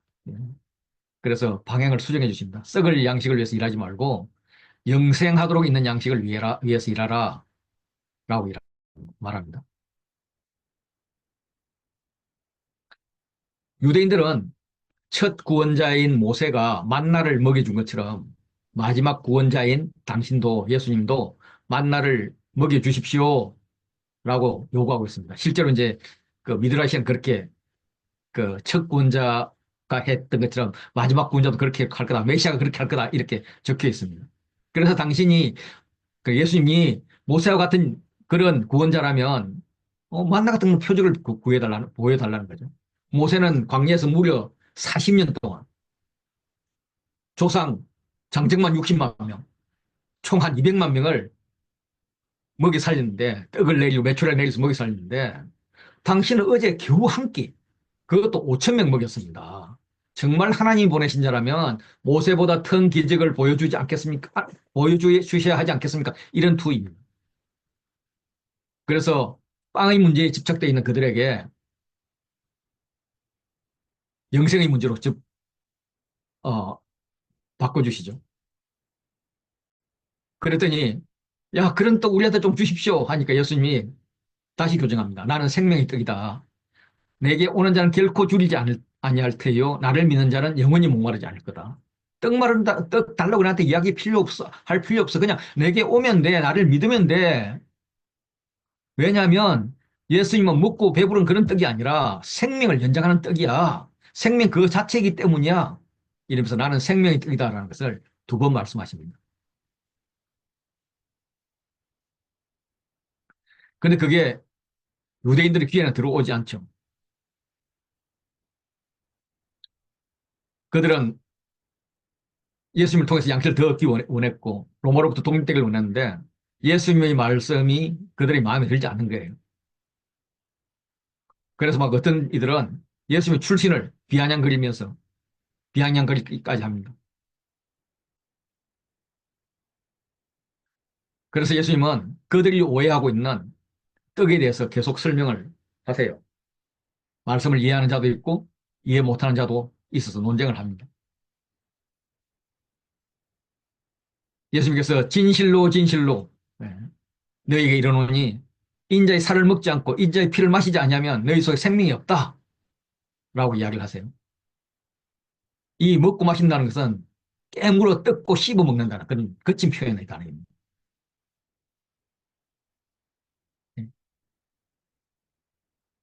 만나를 먹고도 죽었지만 예수님은 이 떡은 깨물어 끊고 뜯고 씹어 먹는 자만이 영원히 살 것이라는 거죠. 이 가르침에 대해서 제자들이 수군거립니다. 그들은 떠나갑니다. 예수님은 떠나갈 건지 남아있을 건지를 결정하라고 그렇게 이야기하죠. 12제자에게도 말합니다. 너희도 가리느냐? 시몬 베드로가 나와서 주여 영생의 말씀이 죽기 있사온데 우리가 누구에게 가겠습니까? 우리가 주는 하나님이 거룩하신 자인 줄 믿고 알았습니다. 라고 하는데 예수님은 기뻐하시는 게 아니라 다시 질책합니다. 너희 중에 한 사람은 마귀다 하면서 다른 유대에게 또 기회를 주시는 겁니다. 아마 지금은 우리에게 묻겠죠. 두어나 너도 가지 않느냐. 하나 더 묻는다면은 야 옆에 친구가 가는데 가만히 내버려 두려느냐. 어떡하려느냐. 이렇게 물으실 것 같습니다.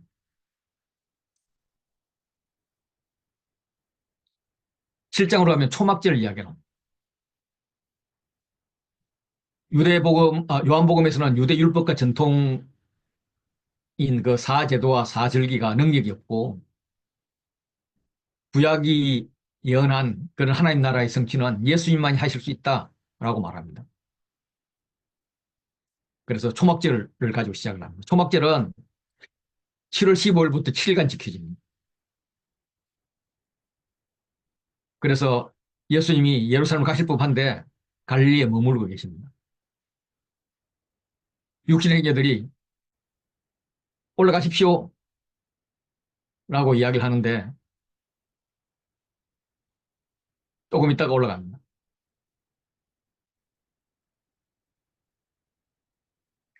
예수님은 올라가서는 그들과 많은 논쟁을 벌입니다. 그런데 그들과 논쟁 중에서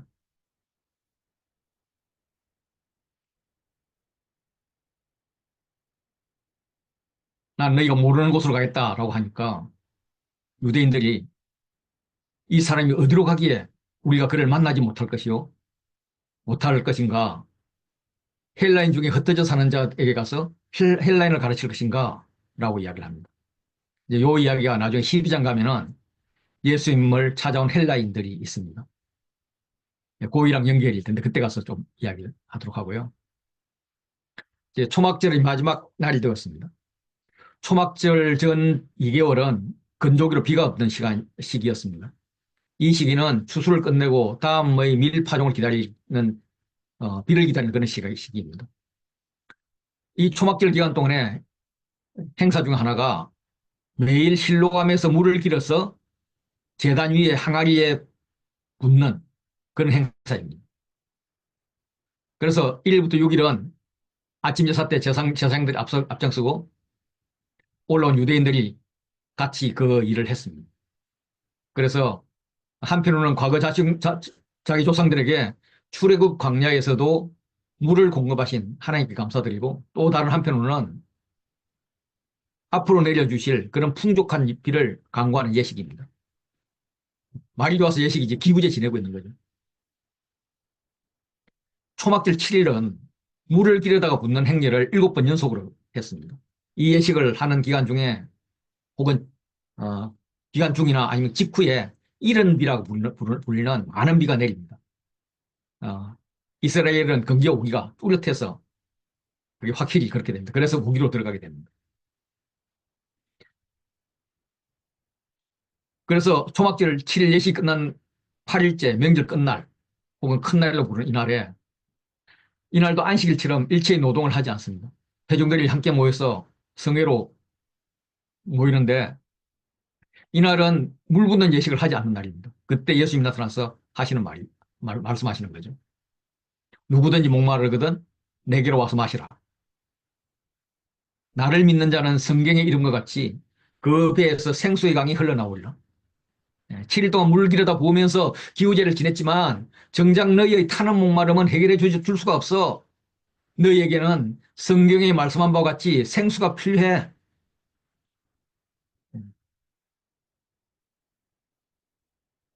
배는 사람의 안쪽 깊숙한 부분으로 영혼, 마음, 생각 이런 것이 머무는 곳이라고 여겨졌습니다.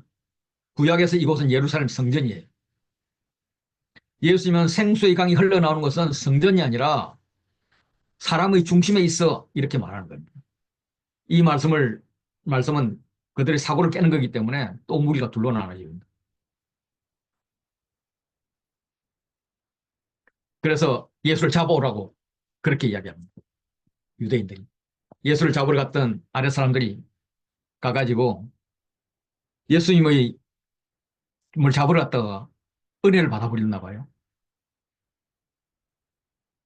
그래 와가지고 높은 사람들에게 보고를 하기는커녕 그분 말씀 한번 들어보시죠. 은혜가 됩니다. 이러는 거예요. 바리새인들이 뿔딱지가 나겠죠. 유대인들이. 야, 너도 미혹돼서 왔어? 여기 봐. 어? 율법 하는 지식인들 중에는 그를 믿는 자가 없잖아. 없잖아. 이 율법을 알지 못하는 놈들. 저주나 받을지어다. 이렇게 해요. 그때 니고데모가 나타납니다. 바리새인들의 그 강한 말에 김을 빼버리는 거죠. 그를 믿는 당국자가 여기 있는데? 나도 율법 너희만큼 아는데? 나 그를 믿어. 예. 바리새인들은 니고데모를 제압할 필요가 있어서 더 큰 소리를 따지죠. 니고데모 당신 갈릴파야. 예. 저희가 이제 통일선교 사역을 하다 보면 사역자들 사이에 종종 이념 싸움이 있습니다. 그래서 극우 쪽에서는 극우나 극자 쪽에서는 극자나 극우나 둘 다 극자가 들어가는 그쪽에서는 기선을 제압하려고 사용하는 말이 있습니다. 예, 특히 우리는 너 좌빨이냐 종북이냐 뭐 자유민주주의인지 공산주의인지 선택하라. 예, 이런 말을 합니다. 이 정도가 나오면 우리는 대부분 물러서죠. 왜냐하면 우리 민족은 분단 트라우마가 있기 때문입니다. 분단의 상처가 회복돼야 되는데 오히려 우리는 요즘 세상도 그렇죠. 이 분단 트라우마를 더 부추기면서 막 이념으로 갈라치기를 합니다. 예, 자유민주주의 좋은 말입니다. 그런데 이때 사용하는 민주주의가 조선인민민주주의 공화국에서 사용하는 그런 민주주의라면 저는 따르지 않을 겁니다. 예. 그런데 그런 말을 하고 싶고 지금 정치 이야기도 하고 싶지만 나도 그도 분단 트라우마 때문에 그렇게 하는 걸 알기 때문에 제가 말하진 않죠. 어쨌든 그리스도인들의 기준으로 동의하는 것은 생명이고 은혜입니다. 많은 경우 지는 것이 생명이고 은혜인데 내가 이겨야 할 생명, 내가 이겨야 생명이고 은혜일 경우도 뭐 있긴 하겠죠. 그런데 제가 보지를 못했어요. 예. 율법은 하나님의 특별한 은혜예요. 율법을 해석할 때 은혜를 위해 해석하는 게 아니라 나의 유익을 위해서 해석하면은 항상 문제가 됩니다. 은혜와 유익의 차이는 은혜는 우리 다 같이 심지어 원수까지도 누릴 수 있는 게 은혜입니다. 유익은 나 혼자 기껏해야 내 팬끼리만 누리는 거죠. 예. 우리가 분단 트라우마를 극복하고 은혜 가운데 들어가면 참 좋겠다. 이런 마음이 들었습니다. 재전 여인 우리가 너무도 잘 아는 이야기입니다. 명절 끝난 다음 날 예수님을 오실 걸 알고 백성들이 모여들었습니다. 예수님께서 성전에서 가르칠 때 이걸 방해하면서 서기관과 바리새인들이 음행 중에 잡힌 자를 끌고 나왔습니다. 이전 상황을 보면 유대의 종교달력은 7월 1일 나팔절입니다. 마치 휘냥을 연상하듯이 나팔을 뚜 하고 불어서 기념을 합니다. 그리고 10일이 대속죄일이에요. 모두 다 국가적인 죄를 속죄합니다. 그리고 초막절이 15일부터 8일간 진행되는데 초막절 제7일을 호샤나 라바라고 하는데 이날은 성전을 7바퀴 돌면서 7바퀴를 다 돈 후에 버들가지의 줄기를 막 어기에 부수고 그래서 그게 어떤 행위냐면 마지막 죄까지도 어기에 부리는 걸 그런 걸 상징합니다. 그래서 대족sep절에 모든 죄를 속하고 초막절 마지막 날에 죄를 어기에 부리고 새로운 날이 시작되는 다음 날 아침에 서기관들과 바리새인들이 음행 중에 잡힌 여자를 끌고 온 것입니다. 음행 중에 잡혔으면 남자 여자를 같이 끌고 와야 되는데 당시 유대인들이 남성과 여성의 각기 다른 기준을 적용해서 여성에게만 죄를 덮어 씌우는 그런 관행으로 끌고 온 것 같습니다. 그들이 예수님 앞에 올무를 치죠. 선생이요. 예. 이 여자 현장에서 잡아왔습니다. 모세율법이면 돌로 치라고 했는데 선생은 어떻게 하겠습니까? 예. 예수님이 어떻게 대답하더라도 빌미를 잡힐 수밖에 없습니다. 예수님은 몸을 굽혀서 손가락으로 땅에 뭔가를 쓰고 계시다가 너희 중에 죄 없는 자가 돌로 치라라고 하십니다. 그 말씀이 그들 양심에 찔려서 가책을 느끼게 함으로써 예, 어른부터 젊은이까지 하나씩 나가게 됩니다. 이제 예수님과 끌려왔던 여자만 남죠. 이 여인은 음행의 현장에서 잡혔다기보다는 전에 그런 전과가 있던 혹은 음행이 아니면 먹고 살 길이 없는 그런 여인이어서 창녀의 삶을 살 수밖에 없었던 그런 사람이었을 가능성이 높습니다. 이 여인은 처음에 잡혀왔을 때는 왜 나만 죄인입니까? 이렇게 울부짖었을 법한 사람입니다. 그는 어쩔 수 없이 잡혀와 있고 돌맞을 준비를 하고 반항하지도 못했지만은 히브리 기자는 뭐라고 표현하느냐면 담대히 보좌 앞에 나와 있다고 말씀하시는 거예요. 예수님이랑 보좌 앞에 나와 있는 거예요. 그러면 은혜가 있습니다. 예수님께서 여자여 음행으로 꼴려온 여자에게 존칭을 사용합니다. 사랑하는 딸아, 사랑하는 아들아 수준이 아니에요. 하나님의 따님, 하나님의 공주님, 하나님의 아드님, 하나님의 왕자님 이런 거예요. 이거 다 기억했다가 이거 마치고 나서 가족들에게 하나님의 따님, 뭐 하나님의 왕자님 이렇게 다 불러주세요. 여자여, 그 많던 자들이 어디 갔느냐? 모르겠습니다. 저만 남아 있습니다. 왜냐하면 저는 죽어도 할 말이 없거든요. 갈 데도 없거든요. 죄인이거든요. 예수님은 내 앞에 남은, 보좌 앞에 남은 너에게는 복이 있다. 그리고 너가 죄인 줄 알면 회개하면 되겠네. 다시는 죄를 범하지 말라라고 말씀하세요. 여자가 아마 악을 썼을 것 같아요. 주님, 나라고 죄를 범하고 싶겠어요? 여기서 맹세하고 가도 또 죄를 지을 거예요. 차라리 여기 죽게 내버려두지 왜 구하셨어요? 아이고, 그놈의 성질머리 참 하고. 야, 그렇게 뭐, 나한테 성질 힘이 있으면은, 쟤랑 싸우겠다, 야. 제가 쟤랑 싸웠죠. 그래도 또 죄를 짓는다니까요. 야, 그럼 또 회개하라고. 회개하면 뭐예요? 살려면 또 죄를 짓게 되는데. 그럼 또 회개해. 회개를 알면, 회개의 능력을 받으면 죄가 멀어진다. 내가 보증하지. 완전히 없어지진 않아. 그런데 그때가 오겠지. 내가 다시 오면 없애줄게. 너는 회개할 용기만 있으면 돼.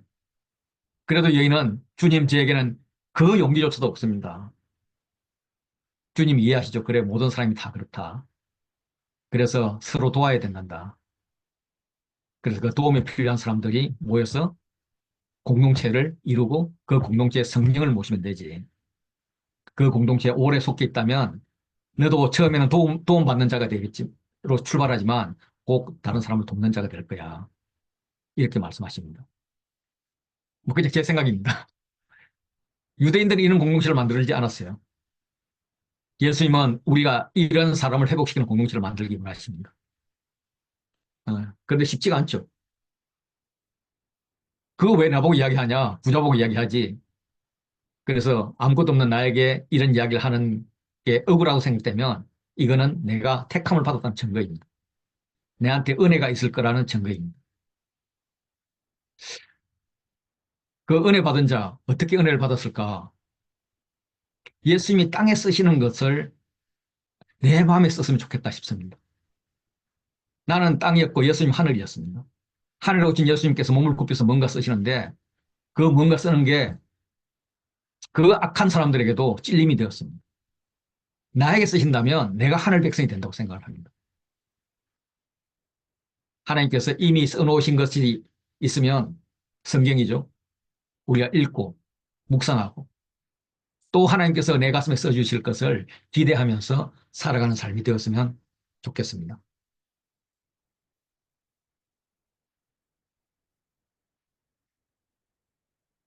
예수님은 또 나는 세상의 빛이다 라고 말씀을 하세요. 이것도 초막절 절기가 끝나갈 때 여인들이 뜰에서 불을 피우는 불을 피우는 그런 행사가 있었습니다. 그래서 이 불이 얼마나 밝았던지 예루살렘 전체를 밝혔다고 그렇게 뻥을 칠 정도입니다. 그렇게 어, 불을 피우면서 광야의 불기둥을 재현하고 여름과 가을 빛을 아쉬워하면서 이렇게 붙잡고 있는 사람들, 그 사람들이 그 경건한 사람들이 어려운 행실로 알려진 사람들이 앞장서면은 무리들이 뒤를 따르면서 그 손에 횃불을 들고 춤을 추면서 찬양했다고 합니다. 그런데 그들 앞에 나와서 주님께서 하시는 말씀이 나는 세상의 빛이니 나를 따르는 자는 어둠에 다니지 않고 생명의 빛을 얻으리라 라고 하십니다. 너희들 하는 거 다 쓸데없는 짓이야. 그게 무슨 의미가 있어? 여기에 참 빛이 있어. 내가 세상의 빛으로는 하나님이야. 어둠 속에 있지 말고 빛으로 나와라. 밝히 보고 내가 누군지 알라. 이런 말씀이에요. 바리새인들이 반발하겠죠.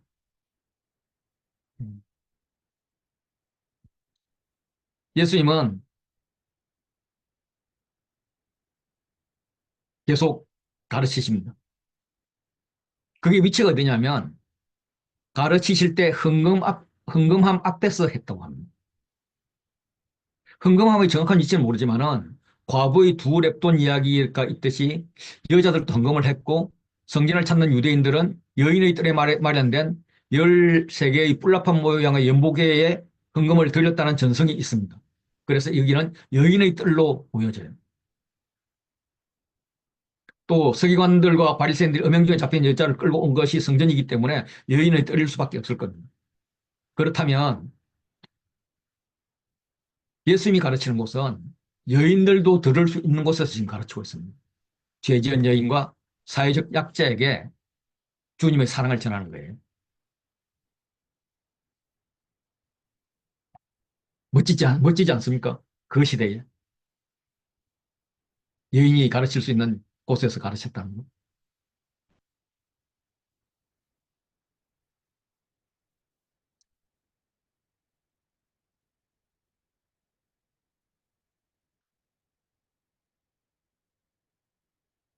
그러면서 위와 아래의 문제를 계속 논쟁을 합니다. 9장으로 넘어가면 맹인을 치유하는 사건이 있습니다. 빛으로 오신 예수님께서 내가 빛임을 보여주는 거예요. 그래서 침을 뱉어서 진흙을 이어서 그 눈에 바르십니다. 뭐 침을 뱉는 게 이상하지만은 당시에는 민간 알려진 치료 방법이었습니다. 그래서 침을 바르는 것이 안식일에 침을 바르면 안 된다는 금지 조항도 있을 정도입니다. 그리고 실로암 못으로 보내서 세수를 눈을 씻게 하죠. 그 맹인에서 치유된 자 앞에 영적 맹인들이 나와서 협박을 하기 시작합니다. 그럴 리가. 예. 그러면서 야 모세의 제자냐 누구의 제자냐 이걸 가지고 다툼이 일어납니다. 시간이 지나면서 맹인이었던 자는 예수님에 대한 호칭이 달라집니다. 예수라는 그 사람에서 선지자에서 하나님께로 온 자, 주여 이렇게 고백을 합니다. 그리고 마지막에 내가 나를 인자를 믿고자 하느냐? 예, 내가 믿습니다. 이러면서 엎드려 경배를 합니다. 예수님이 결론적으로 말씀하시기를 10장 1절에 내가 진실로 진실로 너희에게 통하노니 하면서 이 양 이야기를 합니다. 문으로 들어가는 이는 양의 목자라. 문지기는 그를 위하여 문을 열고 양은 그의 음성을 듣나니 그가 자기 양 이름으로 각각 불러 인도하여 내느니라 라고 이야기합니다. 나는 양의 문이라는 거예요. 예수님은 유대 땅에서 흔히 볼 수 있는 목자와 양의 비유로 자신이 누구인지 설명을 합니다. 당시에는 두 종류의 양우리가 있었습니다. 지금 이제 사진에서 보듯이 하나는 마을이나 도시에 있는 공동 양우리입니다. 그리고 또 하나는 이제 좀 사람 사는 데서 멀리 떨어진 그런 개인 소유 임시 양우리인데 먼저 공동 소유 양우리를 배경으로 예수님이 말씀하십니다. 그래서 이렇게 나름 잘 지어진 이 양우리에는 목자들이 여러 목자들이 자기 양을 다 섞어 넣어 놓습니다. 그런데 한 우리에 잡던 양들이 자기 목자가 오면은 그 음성을 듣고 움직인다는 거죠. 바리새인들은 이런 경험이 없겠죠. 그래서 예수님이 하시는 말씀이 뭔지 이해를 못합니다. 물론 영적 맹인이어서 그런지도 모르겠습니다. 이번에는 마을에서 멀리 떨어진 산간에 있는 그런 양우리를 배경으로 설명하십니다. 이 그림이 잘 되어 있는데요. 이렇게 뭐 이렇게 좋은 건 아니겠지만 이렇게 있고 요문에 목자가 있는 거예요. 그러면서 내가 진실로 진실로 너희에게 말하노니 나는 양의 문이다 라고 이야기하죠.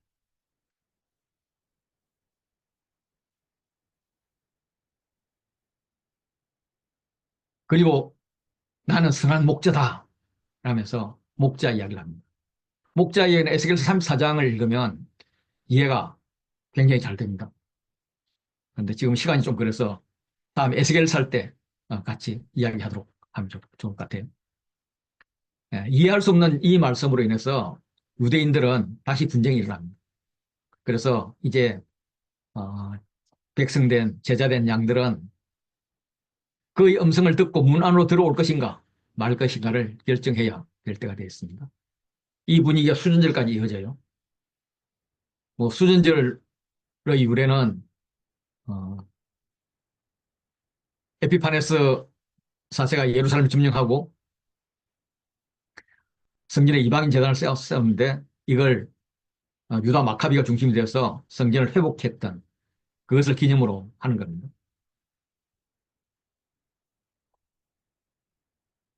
네, 거기서 예수님께서 이제 강론하시는 거죠. 내 양은 내 음성을 들으며 그들은 나를 알며 그들은 나를 따르느니라 라고 하면서 논쟁이 있고 그 논쟁이 나중에는 성경 논쟁으로까지 갑니다. 예수님은 시편 82편을 인용해서 율법에 기록된 바 내가 너희를 신이라 하였다라고 설명을 해요. 82편, 시편 82편은 천상회의가 이루어지고 있는데 재판장은 하나님이고 피고는 신들입니다. 그런데 자세히 읽어보면 신이라 불려지는 피고들이 재판관 혹은 통치자들임을 알 수 있습니다. 그들은 사람처럼 죽으며 고관에 하나같이 넘어진다라고 표현을 하고 있습니다. 그래서 하나님이 이 올바른 공의를 베풀지 않는 그런 고관들을 꾸짖고 있는 거예요. 그러면서 말씀하시기를 너희는 신들이며 다 지존자의 아들들이라 라고 이야기를 하면서 하나님의 말씀을 듣는 자는 신이라고 이렇게 표현을 해주는 거예요.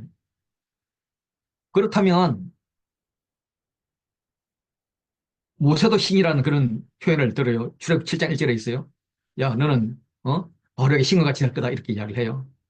그와 차원이 다른 예수님이 신으로 여겨지는 것은 문제가 없죠. 수전절에 수전절은 성전을 회복하는 절기. 기득권들은 새 성전을 원하지 않아요. 그런데 예수님이 내가 성전이야. 내가 회복된 성전이야. 수전절이 필요한 게 아니라 회복된 성전이 내가 필요해. 라고 말씀을 하시고 많은 사람들이 이걸 믿습니다.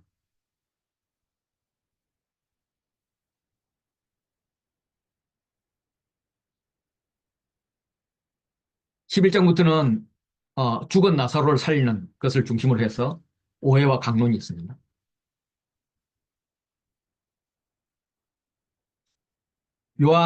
예수님이 요한이 세례 주는 곳인 요단강 저편 배단에 있을 때 또 다른 배단이 예루살렘 인근에 일어났던 배단입니다. 예, 그때 병자가 있었죠. 나사로가 죽어갑니다. 그런데 예수님은 움직이지 않죠. 이틀 후에 움직이십니다. 유대로 가자. 왜냐하면 친구 나사로가 잠들었다. 깨우러 가자라고 합니다. 제자들이 말리죠. 아니 예루살렘 근처에 가면은 돌 던져 죽으려고 그러는데 왜 가려 그러십니까? 그리고 나사로가 잠든 것이 아니면 굳이 갈 필요 없잖아요. 곧 회복되겠죠. 예수님이 잠들었다 하시는 말씀은 그가 죽었다는 의미였는데 그 잠들어 쉬는 것으로 오해한 거예요. 그래서 예수님께서 야 나사로 죽었단 말이야. 거기 내가 없어 죽었어. 아니 그럼 진작 가셔야죠. 아니 난 지금 가서 오는 게 오히려 더 기뻐요. 왜냐하면 너희 믿음에 큰 도움이 되니까. 뭐 이렇게 이야기를 어, 해갑니다. 예수님께서 베다니에 닿았을 때는 이미 4일이 지났습니다. 유대인들은 사람이 죽은 지 3일 되면은 영혼이 몸에서 나가서 시체의 안색을 살펴본 다음에 시체가 이미 백이 변했으면 아주 떠나버린다고 합니다. 그래서 4일 되면은 다 떠나가서 이제 돌아올 길이 없다고 생각하는 거예요. 그때 마르다가 예수님을 맞이합니다. 일찍 오지 않은 것에 대해서 원망을 합니다. 그러면서 이제는 뭐 어차피 살리긴 틀렸고 죽은 나사로를 위해서 복이라도 빌려주십시오. 죽어서 좋은 데 가게 해주십시오. 뭐 이런 정도의 이야기를 합니다. 예수님은 이 생각이 틀렸어. 이 오라버니가 살아날 거야. 그러니까 말하다가 그럼요. 마지막 날에 부활 때는 다시 살아날 줄 알죠. 막 이렇게 성경 지식을 이야기합니다. 예수님은 여기서 나는 이다 라는 신적 본질을 말씀하십니다. 나는 부활이요 생명이니 나를 믿는 자는 죽어도 살 것이다 라고 이야기를 해요. 그래서 무릇 살아서 나를 믿는 자는 영원히 죽지 않은 것을 내가 믿느냐? 라고 뭐라 하니까 주여 그러하이다. 주는 그리스도시요 세상에 오시는 하나님의 아들이신 줄 내가 믿나이다. 거의 베드로급 그런 신앙 고백을 합니다. 그러면 이제 믿으니까 나사렛한테 가야 될 거 아니에요. 살아나게. 그런데 마리아에게 갑니다. 예수님 왔어 이렇게 알려줍니다. 예수님한테는 이미 만났으니까 자기 볼일 다 받고 이제 다른 볼일 보러 간다고 그냥 가버리는 거예요. 이게 이제 마르다의 믿음이죠. 마리아도 와가지고 똑같은 말을 합니다. 그런데 태도가 달라요. 그 앞에 엎드릴 수 없습니다. 아마 마르다는 예수님이 왜 안 오시나 하면서 분주히 일을 하다가 예수님 보고 맞이했을 거고 마리아는 예수님이 왜 늦으시나 하면서 그 뜻을 묻는 기도를 하고 있지 않았을까 뭐 이런 생각을 그냥 해봅니다. 그냥 마리아 편에서. 그래서 오신 마리아를 보고 그냥 울기만 하는 거예요. 따라온 사람들도 덩달아 웁니다. 예수님도 웁니다. 예, 다 웁니다. 눈물을 흘리고 비통이 여기는 것은 정상적인 인간의 감정이죠. 예수님은 완전한 인간임을 보여줍니다. 그리고 나사로 묻은 돌을 옮기라고 명합니다. 그러니까 느닷없이 말하다가 끼어들어서 아니 예수님 낭을 지났어요. 썩은 냄새 나는데 왜 문을 열라 하세요 하면 막는 겁니다. 예수님이 기가 막혀. 예. 내가 믿으면 하나님의 영광을 보리라 했는데 아직도 그러느냐. 그러면서 나사로를 불러일으킵니다. 풀어 돌아다니게 하라라고 하죠. 이 소식을 들은 종교 기득권인 대제사장들이 아주 위기였습니다. 그래서 죽이려고 합니다. 당시 대제사장은 안나스의 사위 가야바였습니다. 그가 이런 말을 하죠. 한 사람이 백성을 위하여 죽어 온 민족이 망하지 않게 되는 것이 너희에게 유익한 줄을 생각하지 아니하는도다라고 이야기를 합니다. 나라의 안정을 위해서 누군가의 희생이 필요하다는 거예요. 희생이 필요하면 자기가 희생해야 되잖아요. 자기는 희생하지 않고 다른 사람을 희생양으로 삼겠다는 거예요. 이건 희생이 아니라 살인 모인 거죠. 그런데 예수님은 그의 대제사장의 입을 이용해서 십자가 죽음을 예언하십니다. 그래서 그게 성취되는 거죠. 그날부터 그들이 예수를 죽이려고 모의를 합니다. 그래서 대제사장과 바리새인들이 예수 있는 곳을 알거든 신고하라 하여 작게하라고 명령을 했는데 이거는 산헤드린 공의회가 결정했다고 볼 수가 있습니다. 그래서 예수의 죽음은 피할 수 없는 그런 상황이 됐습니다.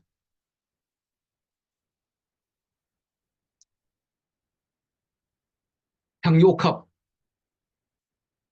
이야기입니다. 우리가 잘 아는 이야기인데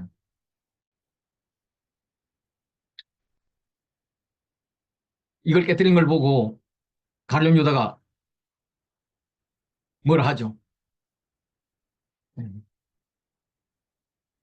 아마 마리아는 어, 오빠를 살려주신 것에 대한 감사의 표현으로 발에 비싼 걸 부었지 않았나 그런 생각이 드는데 예수님은 이걸 자신의 왕위 즉위식 기름 부음으로 취하십니다. 그 왕은 죽으러 가는 왕입니다. 세상은 상대를 죽이고 정복하여서 왕이 되지만 예수님은 세상에 생각할 수 없는 전혀 다른 방식으로 왕이 됩니다. 선교 희생하시는 급기야 자신이 죽는 그런 왕이 됩니다. 예수님은 마리아의 행동을 이번 6월절에 십자가에 못 박힐 거다라는 사인으로 받아들인 것 같습니다. 그래서 하나님의 때가 이번 6월절이구나 이렇게 느끼신 것 같아요. 예수님을 죽이는 자들도 움직이기 시작합니다. 예수님뿐만 아니라 나사로까지 같이 죽이려고 하죠. 예수님은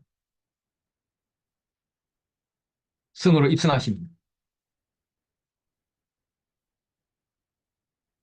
이 종려나무를 막 백성들이 종려나무를 흔들면서 호산나 찬송하리로다 주의 이름으로 오시는 이 곧 이스라엘 왕이시여라고 합니다. 실제로 이 종려나무를 흔드는 것은 어, 예루살렘 순례객을 위해서 일반적으로 하는 겁니다. 매월 6월절 다가오면은 순례객들이 모여들고 예루살렘 인근 도시에 백박의 배단위 주민 사람들이 순례자 환영 행사를 했었습니다. 그런데 예수님은 이걸 자기 것으로 자기 환대로 취해버리는 거예요. 그리고 한 어린 나귀를 탑니다. 승리에서 백마를 탄 자는 전쟁에서 승리한 그런 힘의 왕을 상징하지만 나귀를 탄 왕은 평화의 왕을 상징합니다. 예수님은 나귀 중에도 새끼 나귀를 탐으로써 평화 중의 평화의 왕이심을 보이고 있습니다. 그리고 이게 스가랴 장차 올 메시아에 대한 스가랴 예언이라고 예언의 성취라고 마태는 이야기하고 있죠. 분위기를 파악한 바리새인들은 자포자기하듯 말합니다. 너희 하는 일 다 쓸데없다. 보라, 온 세상이 그를 따르노다. 이렇게 기득권들의 위기의식을 높여서 더 적극적으로 대처하자. 이렇게 강조하고 있습니다. 예수님의 세 번 대화가 나옵니다. 제자들과 이야기하죠. 인자가 영광을 얻을 때가 왔다. 그리고 하나님과 사실 하나님께 기도합니다. 아버지, 아버지의 이름을 영광스럽게 하옵소서. 그러니까 하늘에서 응답합니다. 내가 이미 영광스럽게 하였고 또다시 영광스럽게 하리라. 그러면서 무리에게 너에게 아직 빛이 있을 동안에 빛을 믿어라. 그리하면 빛의 아들이 될 거다라고 하십니다.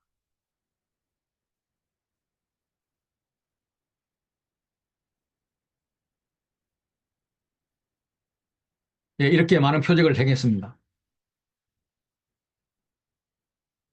특별히 7개, 완전수 7개를 이야기를 하죠.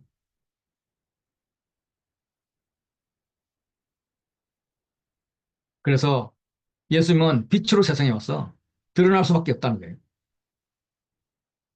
근데 예수님은 자기 말을 안 듣더라도 심판하지 않겠다고 이야기합니다. 자기는 세상을 심판으로 온 것이 아니라 세상을 구원하려 왔다는 거예요. 오히려 그들이 믿는 모세 율법이 이미 그들을 심판했다고 이야기를 합니다. 이상으로 표적의 책을 마쳤습니다. 다음 주에는 이제 영광의 책을 공부하실 텐데 요한복음은 우리 예수님을 잘 알 수 있도록 써놓은 책입니다. 그 목적은 우리가 그를 믿고 영생을 얻는 것입니다. 그래서 책 2분의 1을 점검해 보면 좋겠다 싶습니다. 예수님이 누구신가? 그 예수님이 나에게 어떤 분인가? 예. 서문에 나오는 예수님을 제가 한번 찾아봤어요. 태초에 하나님과 함께 계신 말씀, 곧 하나님. 예. 그분은 내가 먹어야 할 말씀, 내가 전해야 할 말씀입니다. 이렇게 쭉 말씀들이 나와요. 그 말씀이 14절 보면 육신이 되어 우리에게 거하십니다.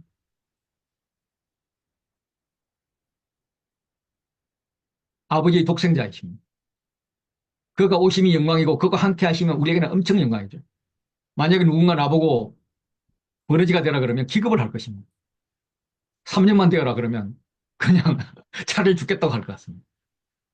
예수님과 나와의 간격을 나와 버러지의 간격과 비교하면 비교도 안 될 정도로 예수님과 나의 간격이 더 큽니다. 예수님은 나를 만드셨고 만드실 수 있고 변화시킬 수 있지만 나는 버러지를 밟아 죽일 수는 있지만 생명을 만들 수는 없습니다. 변화시킬 수도 없습니다. 그런 예수님이 사람이 되어서 하는 것, 사람이 되는 것도 기급할 일인데 사람 중에도 가장 처절하게 고난을 받아야 되는 것을 감수합니다. 그런 분이 이 땅에 오신 건 무한한 영광이죠. 그가 나와 함께 사시겠다니까 정말 영광입니다. 은혜의 은혜입니다. 게다가 그 귀한 독생자보다 더 법적 지위가 높은 양자로 나를 세워주겠다는 게 황공 무지로 소이다 이런 말보다 턱이 부족한 말씀입니다. 아버지의 품속에 독생하신 하나님, 예, 나를 아버지 품으로 초대하십니다. 자신의 자리를 내주는 게 아니라 함께 나를 깨어나 주세요. 예, 시간이 지났으니까 여기서 마치겠습니다. 더 할 말이 한 5분 정도 더 할 말이 있는데 여러분들 사랑하고 축복합니다.